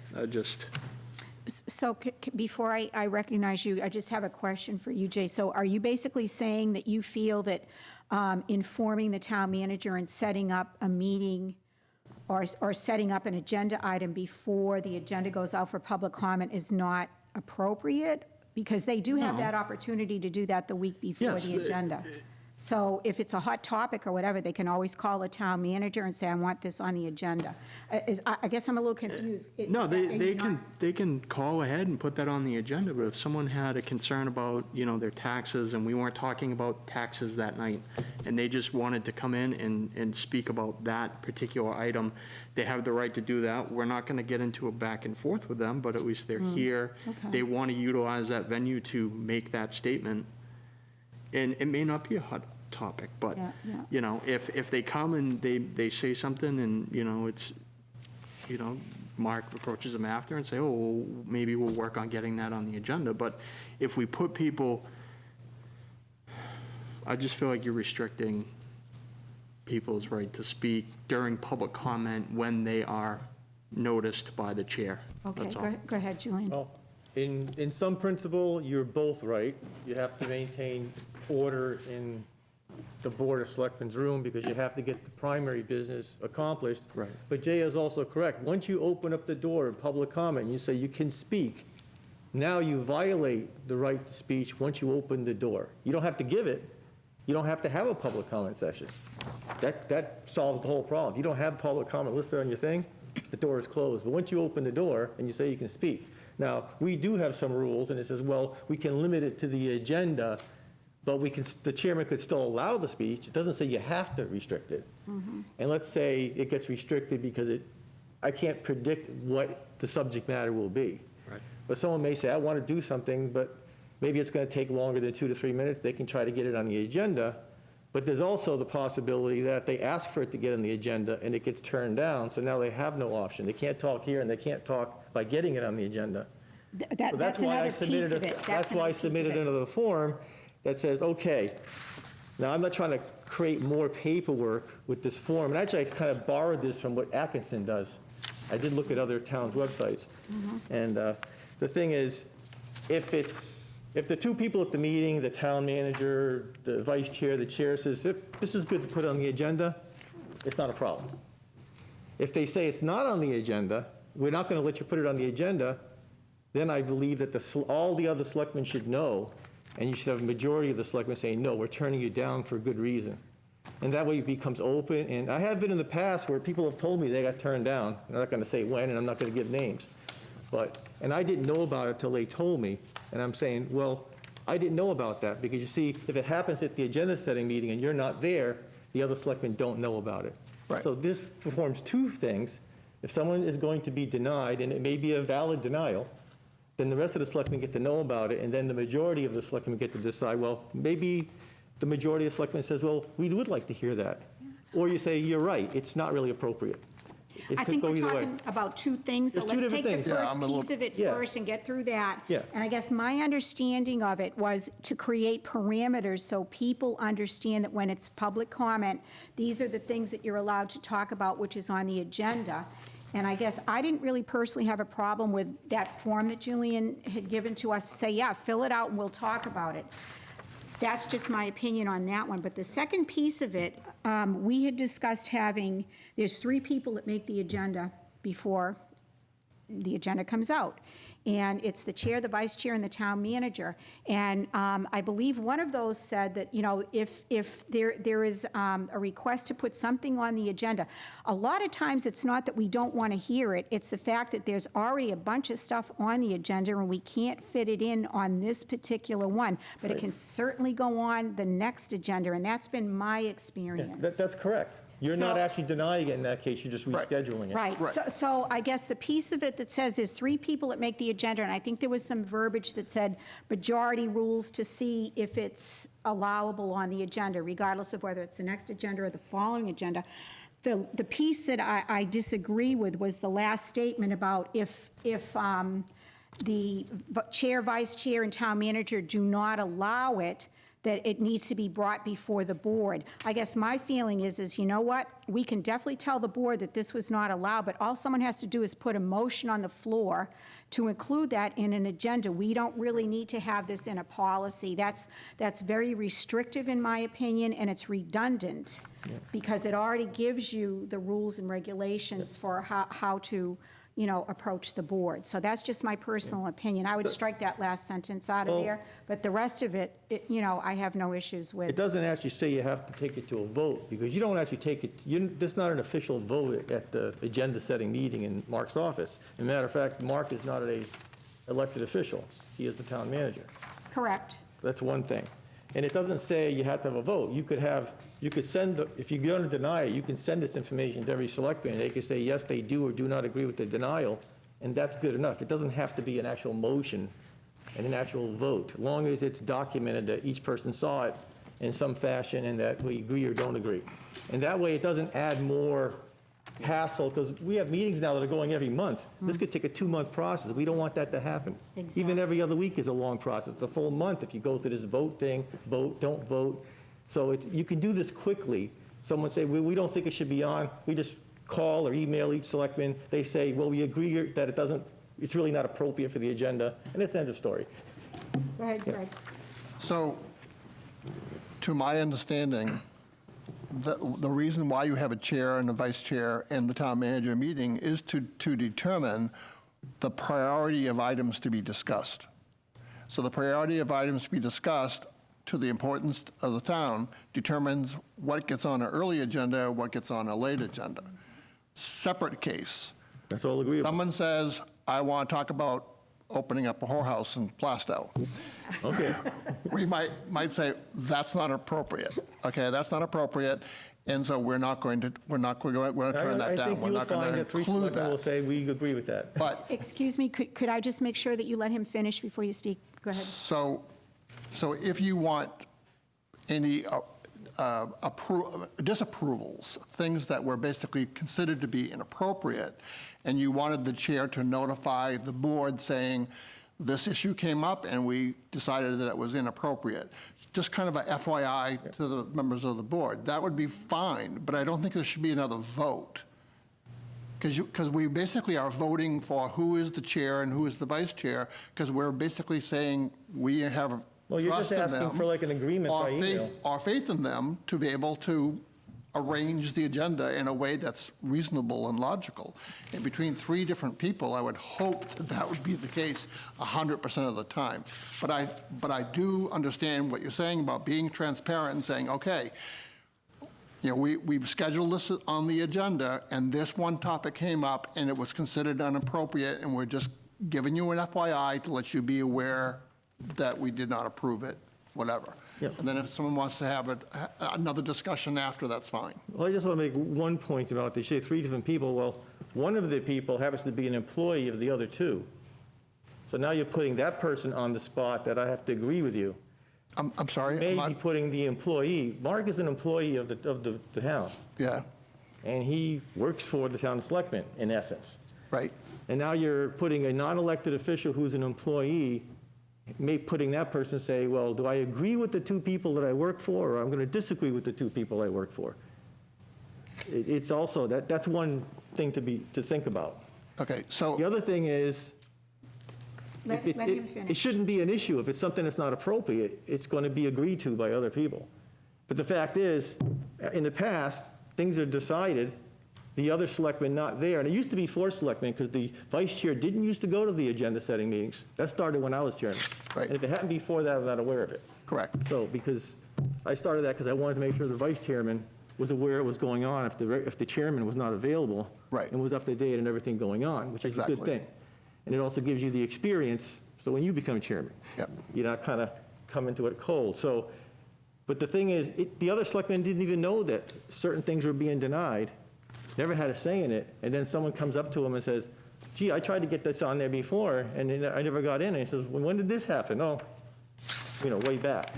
Yeah, for items that are specifically inappropriate or illegal, for that matter. Yeah.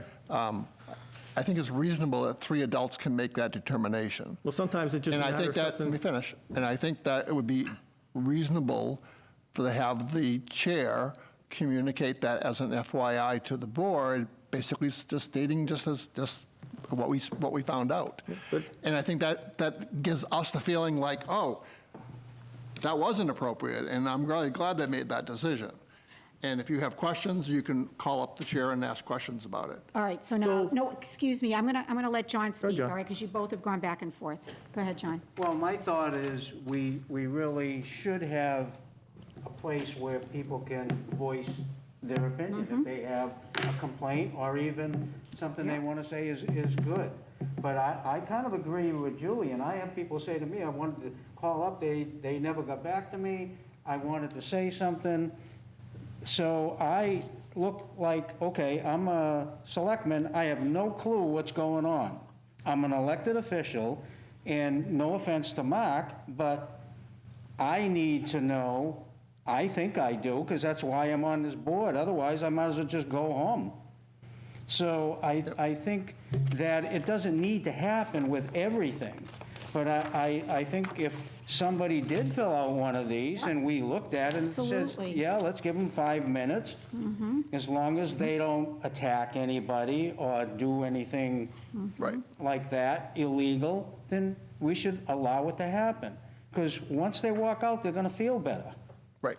And I think the whole board is in agreement with all of that. I think my only disagreement is with the last statement on Julian's version that says if the chair, vice chair, town manager do not put it on the agenda, then it has to go before the rest of the board. That's my sticking point, because you've been given parameters, you've been given opportunities to fill out that form and say, okay, I want to be on to discuss blah, blah, blah. And like I said, it might not be on this particular agenda in 2 more days, but it will certainly put you on for the following agenda. So I think that solves everybody's problem. And obviously, if something's illegal or improper, that's a given. We would never, none of us would ever do that. I think we're talking about that little slippery slope, but I really don't, my personal feeling is I don't want to box the future boards and future chairs into all this little minutia of you can talk for 2 minutes, you can talk for 3 minutes, you can do this, you can do that. That should be the chair's prerogative to do that, and that's also the prerogative of future boards. And that's why I would say, yep, do everything except for that last statement. But we do not get into those situations very often, and we Right. should allow it. And if you two, because you're here now, and Mark say, oh, we don't want to listen to that, the 3 of us should look and say, well, maybe we do. Maybe it's an important thing to that person. So they elect us to give them our time. Part of our time should be listening to it, even when we don't like it. It may make the board better.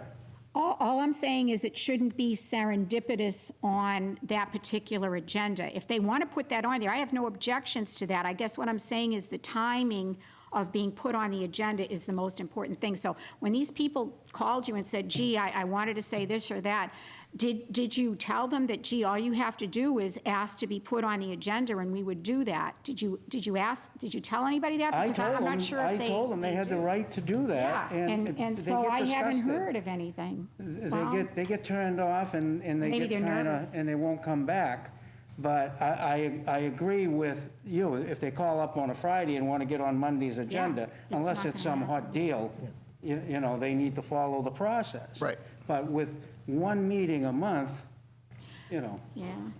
but we haven't had a whole lot of public comment either. And we haven't been averaging one meeting a month. We've probably been averaging 2 or 3 meetings a month. I want to focus back on the topic of what are we going to do with this proposal? And Julian, I'll let you have the last word on it. Okay, the thing about that last statement, it does not stop you from rescheduling at a future date. This is just denied, period. You're never going to do it. That's denied. Denied is it. If you just say it's going to be at a future one because we don't have time on this meeting because of our schedule, that's just rescheduling it. That's not a denial. That's rescheduling. This is All being right. denied. We're not going to allow you ever to do it. That's what All right, denied okay, means. all right. And if it's all being done valid, what's there to be afraid of? If this is something that's not going to happen often. Because most of the time, you either allow it or you say, I'm going to do it at a different meeting.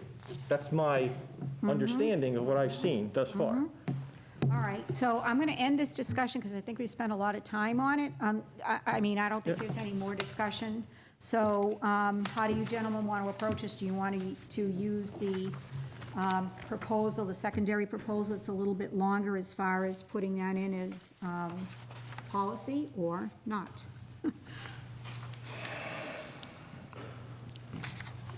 I think the first one is much, much more succinct and actually, in effect, covers just about everything that is in the second one with that one line. That one line is an issue of, you know, having everything voted on by the entire board.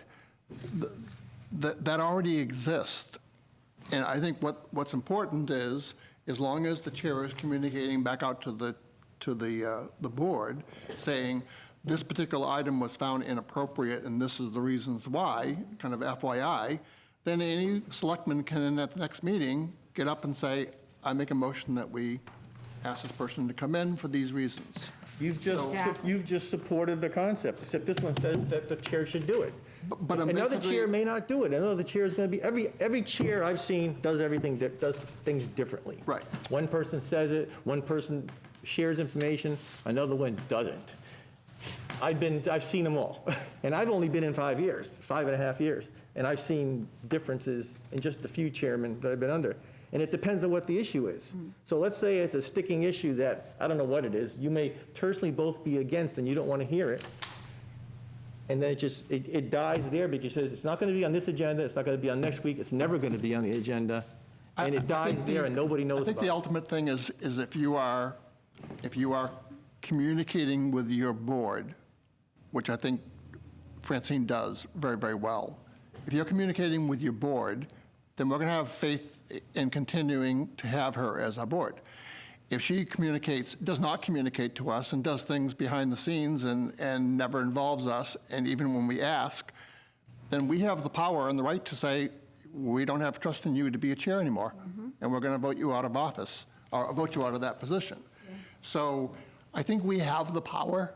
We have the power to bring anything we think is important to the floor to have it discussed and have it voted on. We also have the power to be able to say, we can't work with this particular chair, so we're going to change the position and give that job to somebody else. Well, that's only if you know about it. Oh, That's the problem. You don't always know that something's not been shared with you. You don't know that. You know what, I'm going to end the discussion because this is a circular discussion, it's a what if. Okay, I I'll would make a just motion. like, all right, Jay, one more comment, and then we're going to put it to a vote. Go ahead. I'm just going to say, I like the shorter one. I reread the content of input should be limited to the current agenda items, so that means they don't have to speak about agenda items. It's at the discretion of the chair, the vice chair at that meeting. So I'm okay with that It says that in the other one. sentence. I think this shorter paragraph, it encompasses some of what Julian is trying to accomplish. And I think having the form is a good thing to Yep. have as for people as a formal request.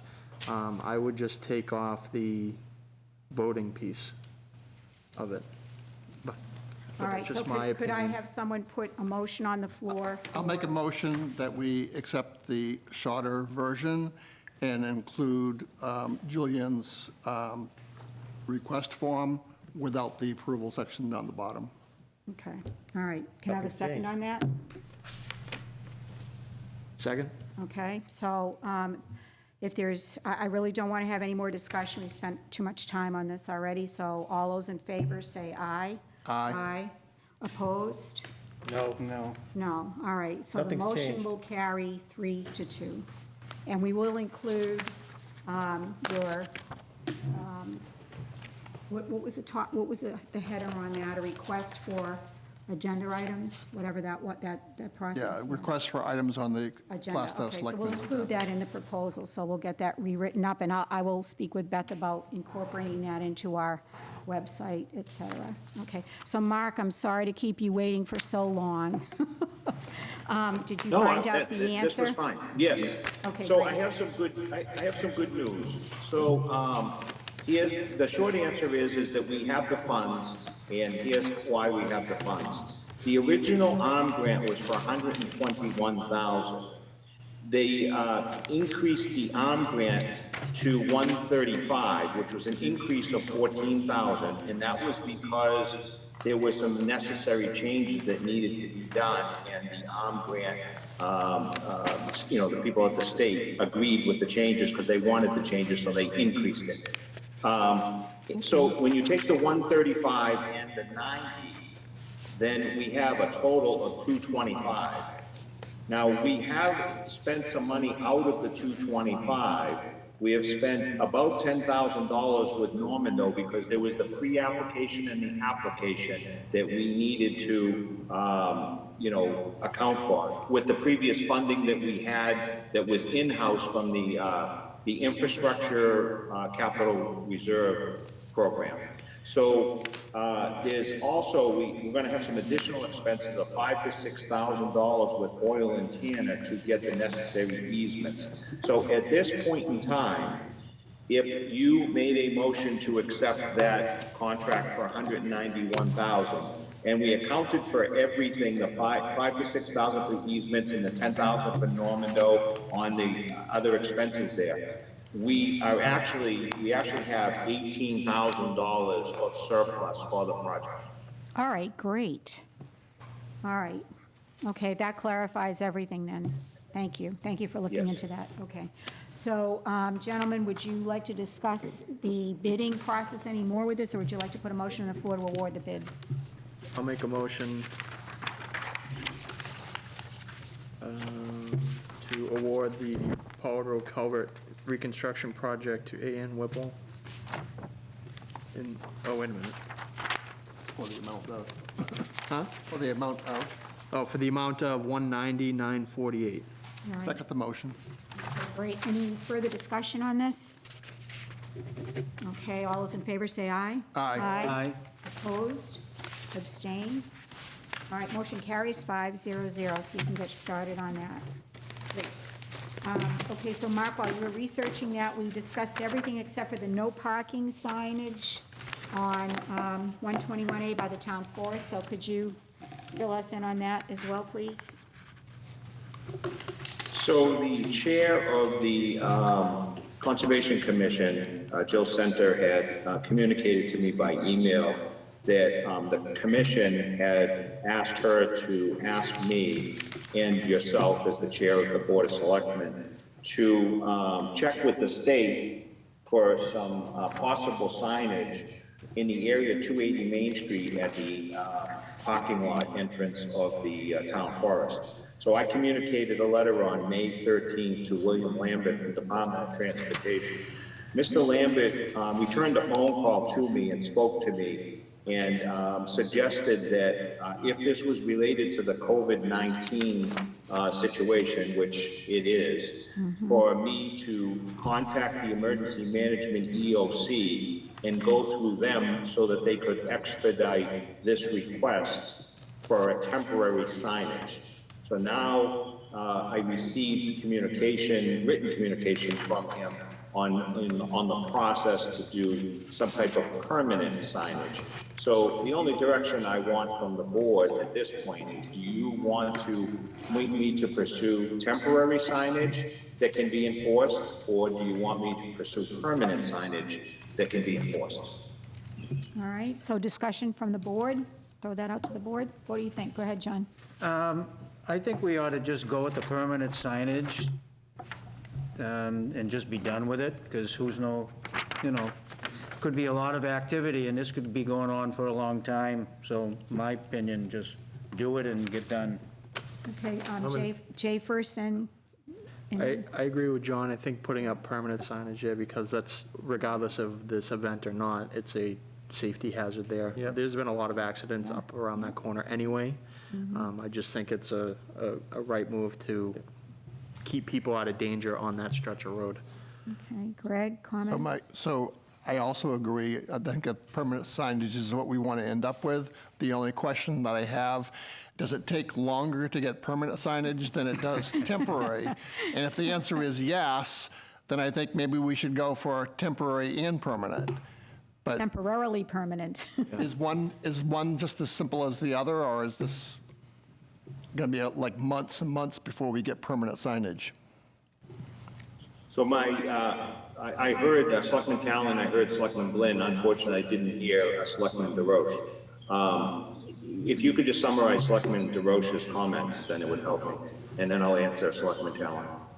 Basically, he agreed and indicated that it is a hazard, especially where it's around that curve, and they're in agreement. And I know Julian has a comment as well, so I'll let Julian speak. And I just agree. I think with Mr. Talon is that it should be done in the quickest method first to make sure it gets done. And if it's temporary, it's quicker, then do the temporary and go for the permanent after the sign is up. all right, so can we get a consensus from the board of whether to pursue whichever is quicker? Can we let Mark answer the question first? Yeah. I was asking him, how long does it take to get permanent signage? Sure, go ahead. Well, bureaucracy being the way it is, and probably how busy they are with a lot of these requests around the state, which Mr. Lambert told me, there's a lot of these type requests. I'm thinking that the permanent request for signage would take quite a long time. I agree that we should probably pursue the temporary, which would be enforceable, and then we can simultaneously pursue the permanent, which is going to take a lot longer. So I think I got the consensus from your question, but I'll let you decide what the formal consensus is. Gentlemen, what do you think? Do it. So, Do it to temporary and then move to permanent? Okay, so you have your marching orders, sir. Okay, I do. All right. Okay, thank you. All right, you are welcome. Okay, and I think that wraps up most of our agenda items, and in the spirit of time constraints, I know you guys have been here since 6, and Mark was probably here since 4 a.m. I'd like to forego the town manager's report. You've all had a chance to read his report, so we don't need to go over it again. Most of it we've already discussed tonight. So very quickly, I have 2 other business items. It is with great sadness and regret that I inform everyone that we're going to have to cancel our Memorial Day parade and celebration. We have no way of being able to socially distance or control numbers of people on the town green. So I am going to ask Dean Zanello if he wouldn't mind running our last year's Memorial Day celebration on Channel 17 and 23 and not live stream, but, put it on all the other media so people can at least watch something on Memorial Day. I believe the American Legion is going to have a very small ceremony at the cemetery, but with no, obviously observing all of the distancing and congregating rules that we have. So I'm very sorry to do that, but I think we need to follow our law. And then the other thing I wanted to ask you all gentlemen about is these meetings are getting very, very lengthy. We are still conducting a lot of business in town, so I wanted to ask you if you would like to go back to our regularly scheduled meetings of every other week. And so we can get out of here a little bit earlier, and even if there's not a lot of business going on, if we have a half-hour or 1-hour meeting, I think it's much better than these 3- and 4-hour meetings for all of you. So could I have? Yeah, I'd be in favor of that. Yeah, all right. Julian, what do you think? Sure. Sure, all right. I'm Are fine. you guys okay with that? All right, great, thank you. So our next scheduled meeting is going to be June 1st. Excuse me, and I believe I sent out a list for until the end of the year for meeting times. So if any of you need it, again, just fire me an email and I'll send it to you again by email. But I believe our next meeting will be held on June 1st. Does anyone else want to discuss any kind of recording, I know, Jay, you've been to a couple of board and committee meetings, so if anybody would like to discuss any work that they've done over the last month, that would be great. Excuse me, Madam Chairman? Yes, sir. Before you go to the selectmen's reports, Beth has some paperwork, and it came in today, and it has to do with the TAN. As you know, Okay. Oh, we've yeah. been applying for, we were directed to try to increase our tax anticipation note from 2.5 million to 5 million with this COVID-19 experience, because we need to be ready for our cash flow just in case. So I did receive word today that we have tentatively been approved for our increase in credit from 2.5 to 5 million. However, there is a requirement that the board take a formal motion and in the affirmative to do that and direct the town manager to sign the documents. And then it has to go to our legal counsel, Attorney Kalman, and then he has to submit a letter on behalf of the town as part of the package to increase the line of credit. I'm not aware that we're going to be charged any additional application fees like we were the original time. It's just simply an increase. And I think that we need that, not knowing what our cash reserves might be in, our cash flow would be in June and July. And just as an anecdotal little part of this, that any TAN or tax anticipation note interest that the communities incur as a result of the COVID-19 is reimbursable through the program to as a cost on that $182,000 that you did take a motion on tonight. So if we use it and we incur interest, we can use that and get reimbursed. Cool. So I'd be happy to answer any questions if you have any now. And I think Beth has passed you out a sample, a draft motion, and the motion is similar to the one that was, I believe, November 6th of 2017, when I asked the board to create a tax anticipation. Okay, discussion, board members? Go ahead, Jay. Mark, have we used any funds from the TAN at this point in time? I'm sorry, Madam Chairman, you'll have to repeat what he said. All right, he wanted to know if we've expended any of the funds from the TAN at this point. We did activate the first 2.5 and put it into our accounts, because we are going to be needing the first 2.5. So we just did that recently. So it's not anything substantial at this point. And just to let the board know and the public. So if you borrowed, we had put a line item in the operating budget, I believe, of either 3,000 or 3,500. And that was worst case scenario, that if we used the TAN for a long period of time. These are short intervals that we would use the TAN. It would be just to bridge the cash flow in the months that the cash flow dips. Once the taxes start rolling in from the mortgage companies and from the residents, as long as we get our reserves back up, then there's only two critical times, and it's usually June and July, and then it's usually November and December. So to answer your question, we haven't incurred really any interest at this point, but we will start now. And of course, we'll put it for reimbursement. Okay, thank you. Good. Is it possible that that interest could be deducted as part of the COVID-19? He explained that. Oh, he did, okay, Yep, I'm sorry, I it was is. talking to Beth. It- Okay, it Yes. is Great, okay, expendable. sorry. Yes, All right. that's all reimbursable, 100% reimbursable. Good. Okay, and Beth very kindly and nicely did the research on this, and apparently, the Board of Selectmen on 11/6/2017 motioned the town manager and finance director to get a TN not to exceed $2.5 million. It was a unanimous vote. So it already was done in prior years. So I'll make a motion that we allow the town manager and finance director to increase the town's tax anticipation note, TAN, to $5 million. And second, please. I second the motion. Okay. All those in favor? Aye. Aye. I've got one more question. Oh, I'm sorry, go ahead, Jay, I'm sorry. So now that we've activated the 2.5, does that mean we'll activate the 5 if we increase it? If needed. If needed? So once we vote on this, Mark, do we increase our TN to 5 million to activate it? That was Jay's question.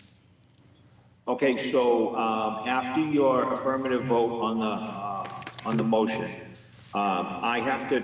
Beth has to create the minutes and officially notarize them and then give a copy to Sumner, Attorney Kalman.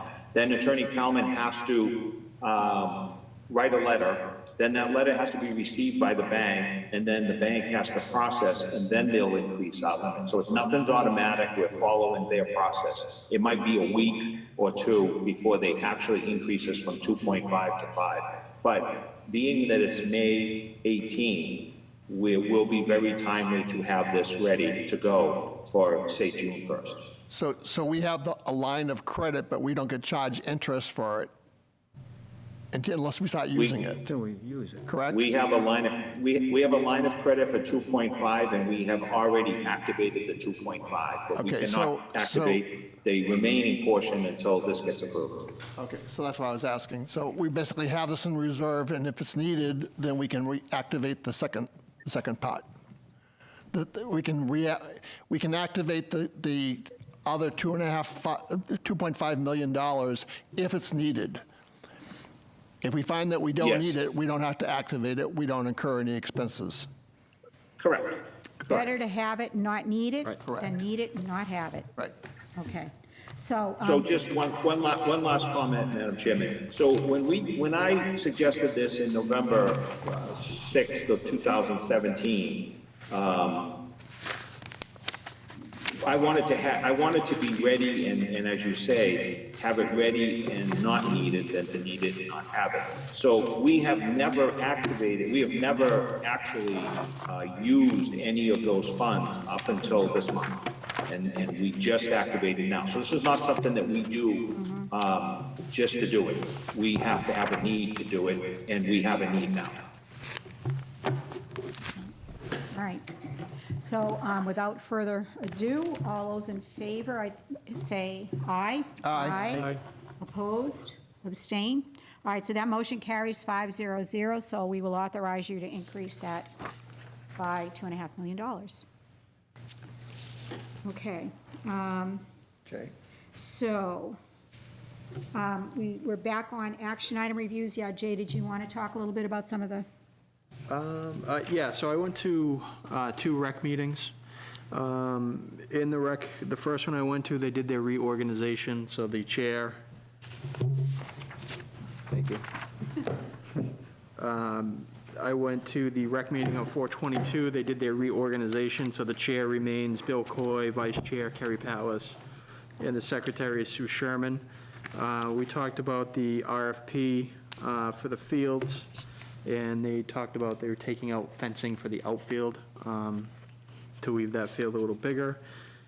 They also talked about the Boy Scouts Troop 18, and this is about setting up some geocaching out in the trail system out there. So I think once the trails are all set up, they'll start working with them on that. And then also discussed they may assist with some of the projects out there like bridges or trail work or whatever. So they've been talking about summer recreation.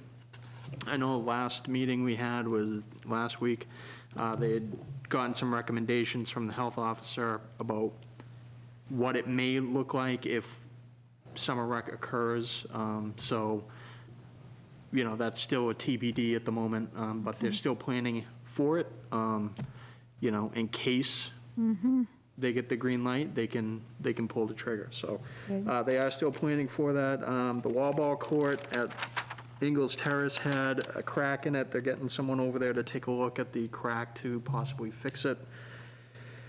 Elder Affairs is, they're working with local organizations to reach out to seniors and check on them during this time, see if they need to go shopping, drop off little treats here and there, doing a lot of great things there. They did want to mention that the Bunny Parade was a big hit, and, yeah, it was pretty good that they did that, and I think it was well received by the town. So, let's see. In the last meeting, they talked about some interviews that they had done with some of the counselors, and that they're working with the library on a drive-in movie night. Ooh. But that obviously is TBD at the moment. And let's see. Plaistow Pride Day, they're going to be working with the Scouts and the Girl Scouts to come up with another date at this point. That's probably going to be postponed for a period of time until they can figure that out. And let's see, one of the questions that they had was around the shed that the Cub Scout Pack 118 came before the board. This is before I was voted as selectman. So I guess one of the concerns they had was if we're allowing an organization to do this, are we going to allow other organizations to do this? And also, what is the town's liability for that? And I'm assuming that we would take it on a case-by-case basis, and we'd probably have them sign some type of agreement that the town isn't liable, for their shed or their equipment or whatever is stored in there. So these were some of the questions that were asked, and I was just bringing it to the board because you guys made the decision and just wanted to get your input on that. So do you have any? I'm going to guess that we should probably address these issues at one of our next meetings in June and see if Yeah. we can bring the Rec Commission and the Scouts together to, first of all, determine where the best location Right. would be for everyone, because I know there's a lot of concern about that, and then move forward with the next step. Yeah, I think there's, So- because there's various I know. locations around town that Yep. could be considered, so. Yeah. So I think that was, and I assumed at some point they would have been pulled into the fold anyway, so Right. I'll pass that along to them. So that's really all I had from the Rec Commission, so. That's plenty, that's probably more than all of the Any rest of chance us that you has can done. pass that black box to the next speaker? Because I can tell you that black box makes all the difference in the world. All right, I will. Greg? And then Madam Chairman, Yes. at the end of the selectmen here, there is two things in my, two new items that are not really in my town manager's report that I have to bring to the board's attention, Okay, but I'll wait no till the problem. end. All right. Go ahead, So I'll make it real quick. I found a source of town reports for Plaistow at the UNH Digital Library. And so we currently have about, I think it's around 15 years worth of electronic town reports. So by adding the ones from the UNH, we're going to have something like 40 years of town reports. They're all in PDF format. Excellent. So the other thing I've been trying to do is to take out all of the MS7 or MS737, which is the financial report, the budget, and pull those pages out so that instead of having to go through a whole town report, you could just pull up that MS7 or MS737 to be able to pull numbers off of that. So we're going to combine those together, and they'll all be available on the town website. So in the process of doing this, I did some research on our town budgets, and I was trying to look at just the last 20 years from 2011 to 2020. So I provided this ahead of time. I'm not going to go into great detail with it, but I wanted to be able to just see if there are some trends and see if this can give us a little bit of insight into what we might want to use as a target for the selectmen's budget for either an increase or a decrease, depending on what we see here. One thing I did do is I looked at taking the numbers from the last 20 years and converting them to 2020 dollars.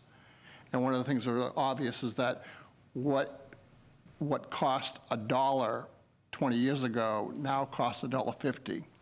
And yet, with a 50% increase, we have not increased our budget by 50%. It has remained very, very modest. And so when you compare that and you look at the chart, you'll see it's a fairly level chart. And so that can kind of give us a little insight. And also I have another chart in here for the inflation rate to look at, did increases and decreases follow the inflation rate, or did they go over the inflation rate? And again, we'll leave that for a separate discussion, but I just wanted to get this to you so you can kind of look through it. If you have any questions, let me know. I can provide you with the Excel spreadsheet. And I also included the sections that I included of the MS7 and MS737. I tried to use just their budget recommended by the Budget Committee instead of trying to figure out what passed and what didn't pass, what got reduced. So all the numbers here are at least consistently the number that was printed in the MS7 report. All right. Wow. Good thing you had lots of time on your hands.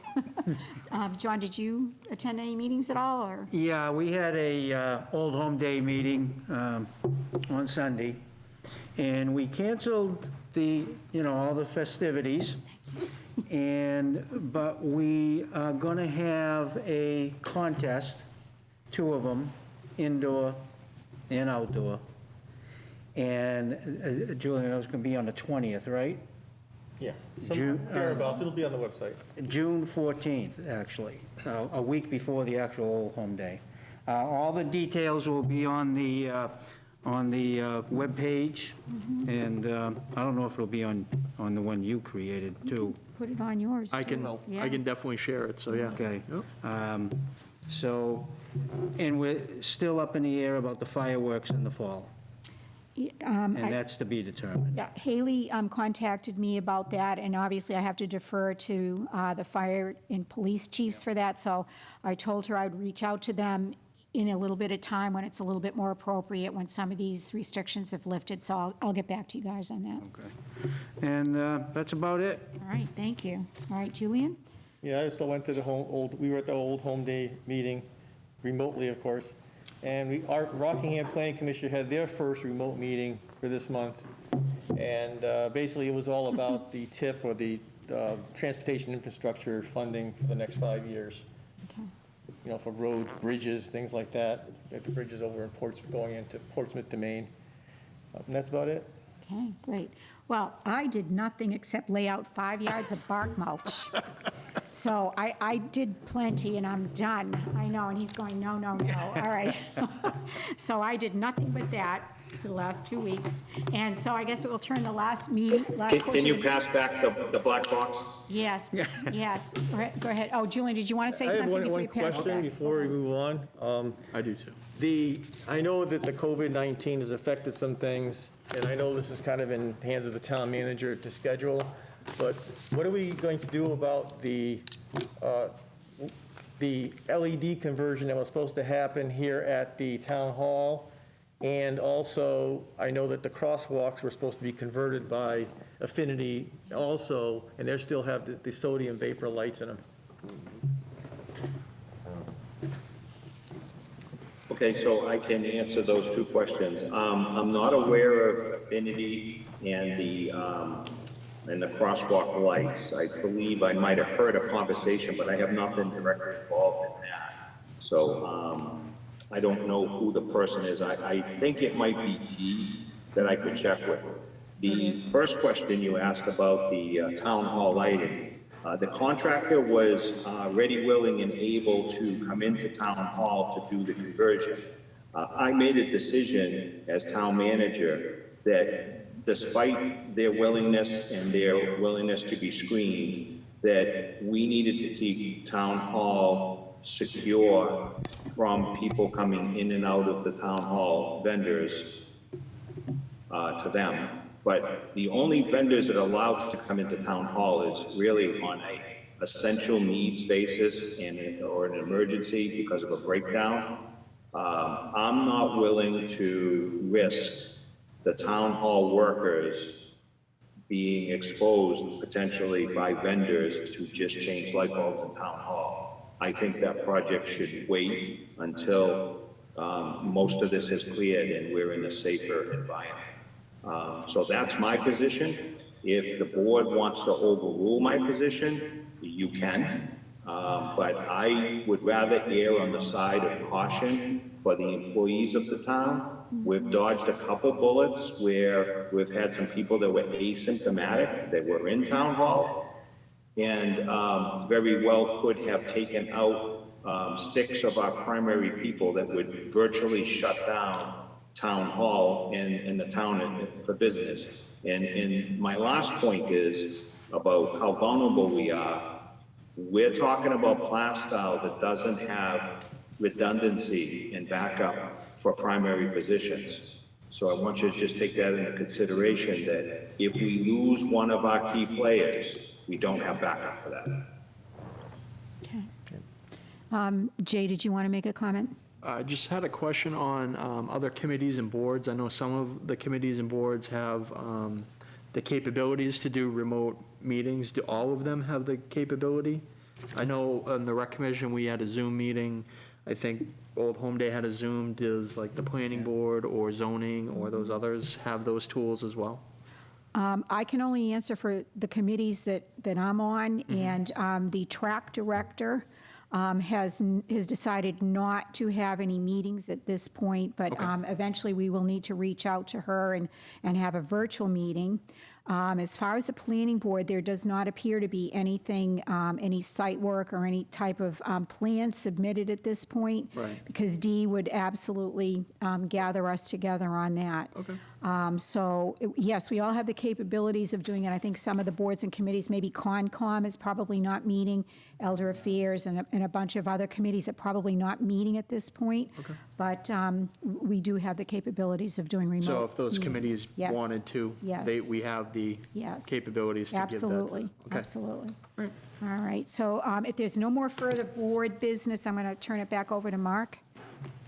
So just to respond to Selectman DeRoche, so what Dean and Dean's been tasked with is to develop our virtual meetings, which we're participating in now, and you can see there's some deficiencies here. That black box is magic, so I don't know how he's going to do that. But I have indicated to chairmen of several committees that if they want to have meetings, they can have meetings, and they just have to respect the 10-person rule and social distancing and have the phone numbers. But Dean has been very good at ordering equipment. The room you're in now had some additional wiring put in, HDMI cables. He has ordered the equipment at my request for upgrading. Are you looking at that 75-inch screen right now? Yeah. So, with all of this is in the spirit of having virtual meetings for all the boards. We still have to restrict the amount of public coming in and out, and there has to be a screening process. But we also are putting in for reimbursement for all of our technical expenses that we've incurred, and we're pretty sure that they're all going to be covered and all be reimbursable as part of that $182,000 that you approved tonight. Excellent. Excellent. All right. So I have 2 things that are not in my town report specifically, but I want you to be aware of. So I'll go with the easiest one first. There was an item on page 5 about the police evidence room purging, and the police department is clearing out years and years of evidence. And when I say evidence, it's evidence that the cases are closed. It's evidence of the pawn shops where they've got all of these items that they haven't been able to find the owner of. It appears it's like new things from different big box stores. So in the course of police evidence rooms purging, there's a couple of different ways to do it. I've held town auctions where I've been the auctioneer, which I don't want to do again. You can send it to a clearinghouse and then, you know, they give you back the amount of money that they say that they sold it for. Or you can go with St. Jean's auctioneer, who does it for some of the largest city police departments in New Hampshire. And he lists each item individually so that you're not putting everything together and getting less money. It's worked out really good. And in the spirit of the statute that talks about that the Board of Selectmen have the prerogative or have the jurisdiction to dispose of all town property. This is this is property that through the police evidence room has sort of become town property. All I want to do is bring it to the board's knowledge that in the spirit of your duties, that it is one of your duties to authorize the disposing of town property. And if you were to be so inclined to make a motion to allow the police to have this excessive evidence inventory auctioned off, and the money would be returned to the general fund. It does not go to the police department. So if you're so inclined to make a motion to do that, I can authorize the police department to stop purchasing the evidence. Mark, I have a question for you. Does St. Jean take a percentage of the total take, or is it a flat fee? Sure. No, I don't know what his fee is, but we would be doing the same thing that Manchester Police Department's doing. So I think if Manchester's vetted St. Jean to do it and it's a successful program, I would follow that same thing. And again, all of this property did not cost the town anything. So anything that we get for this property, you know, is going to be a windfall for the general fund. Excellent, all right. So gentlemen, are you ready to put a motion on the floor to authorize dispersing of town properties? Or would you like to table it, or what would you like to do? Make a motion to direct the town manager to allow the police to dispose of or sell off items within the, I don't know, what is it, All right, the evidence room? So basically, Jay made the motion to direct you to authorize the selling of town-owned property. And do you want to do it through St. Jean's?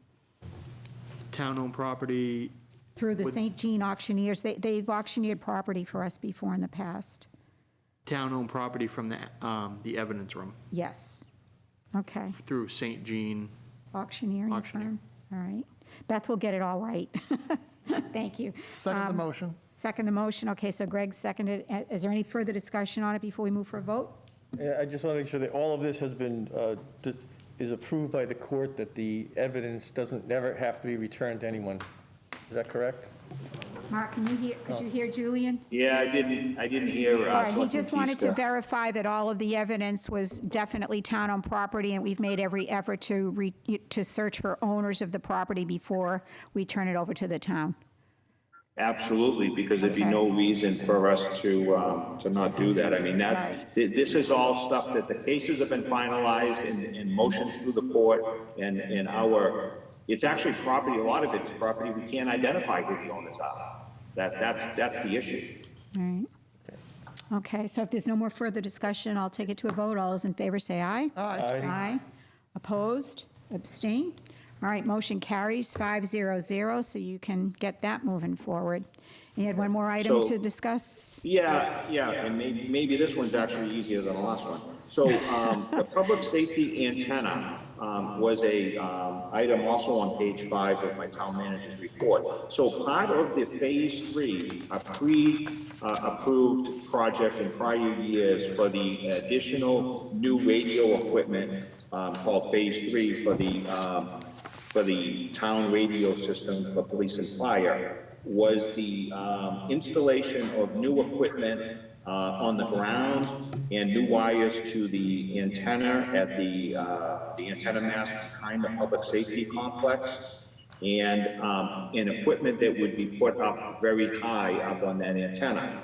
So part of that pre-approved and prior funded Phase 3 was to hire climbers to go up and install the final pieces of that equipment to make it usable and upgrade our system to the top part of that tower that's up around 150 feet. So the safety climbers climb, and as they climb, they check out the tower that they're climbing, and at some point, before they got to where they needed to install the equipment, but higher than our current tower truck could go, because we tried to replicate where the crack was. They found a crack in the tower. So we're in the process of determining the age of the tower and the contractor that installed it, and to see if there's any pieces that can be purchased, because it's in sections, so perhaps we could either repair the section or find out what it costs to replace that section, and bring the cost back to the Board of Selectmen and let you know, what the solution is. So I'm not bringing you a problem without a solution. I'm just giving you advance warning that I will be coming back to you with a solution. It will obviously cost money, and I'll have a cost to repair if it can be repaired, or I'll have a cost to replace the section, and so forth. This would fall under the unanticipated, because no one knew this. We wouldn't have known about this crack, but for the climbers to go up the tower. I don't know the last time that the climbers have ever gone up on the tower, but obviously a crack in that tower is something that we need to be concerned with, and we need to find a solution for. So I'll be happy to answer, to the extent I can, any questions you may have now, but I'm planning on bringing this back to you when I have more information. Okay. Any questions, board? No? No? All right.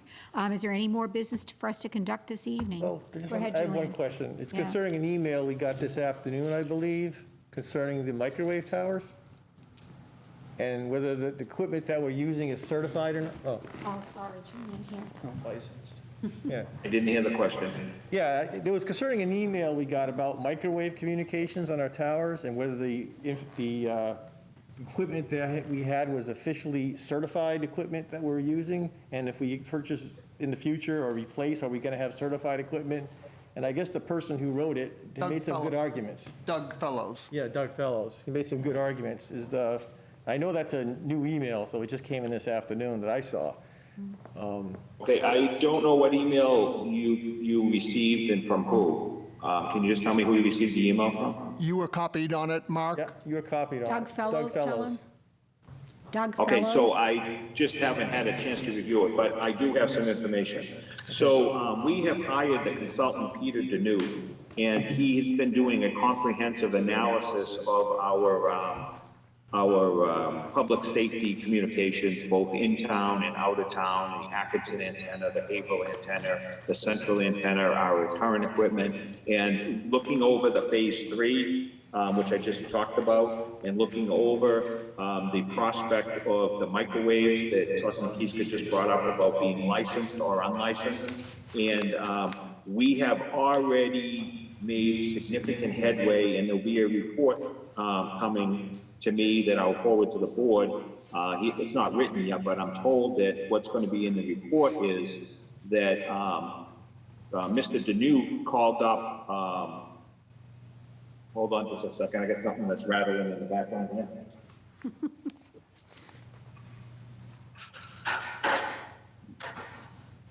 So Julian, you can, So Mr. Deneau is going to report back to us that he made a phone call and contacted people that are distributors of the equipment, and he has already verbally told us that that $60,000 quote that we talked about for licensed equipment and the $30,000 for unlicensed equipment, he's already been able to match the $30,000 figure with licensed equipment. So that's already a $30,000 shift for licensed equipment versus unlicensed. So I talked briefly to the chairman saying that it's quite obvious that Mr. Danute, working as a consultant for the town on this project, and he previously worked on our dispatch console and helped us out tremendously there, that his value potentially has already been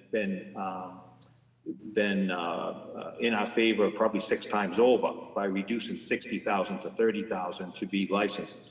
I think what Selectman Kiska is bringing up is that the representative from Motorola for these microwaves actually lives in Atkinson. If that's the same email that you got, I was aware of. So there's some people that live locally that are Mr. Danute's been in touch with, and I think he's going to report back to us with a lot of favorable choices for the board to make regarding the microwaves. And I think we're going to be in a better position. We're already discovering things. We discovered that part of the phase 3 that I talked about, a couple minutes ago, that when he found out things that the phase 3 contractor was really sitting on their hands and not doing, and he forced them to, stop sitting on their hands and start working on things. So, we don't have people, experts on board in town here to be able to probably talk turkey with the vendor, but Mr. Danute can. And I think his value is going to be, you'll see his value in his report, and you'll see his value as we move forward with these different projects. Okay, Mark, great. the memo that we received, Can you hear him? can you hear me? I can't, not until that black box makes it over there. All right. The memo that we received from Mr. Fellows was in support of Mr. Danute's comments. So it's very a supportive type message, and he may be providing some other details that you can forward this to Mr. Danute to Right. It was a positive thing. He wasn't criticizing. He was basically saying, yes, that's exactly the way you want to go. So you could see the value, and you can see that we're getting things on track here. Unfortunately, I just haven't had time to see that email, but I think the spirit is the same. Yep. Good. All right, great. So any more business that the board needs to conduct before I adjourn the meeting? No? Okay, so I'm adjourning this meeting at 9:02. Good night, gentlemen. Good night.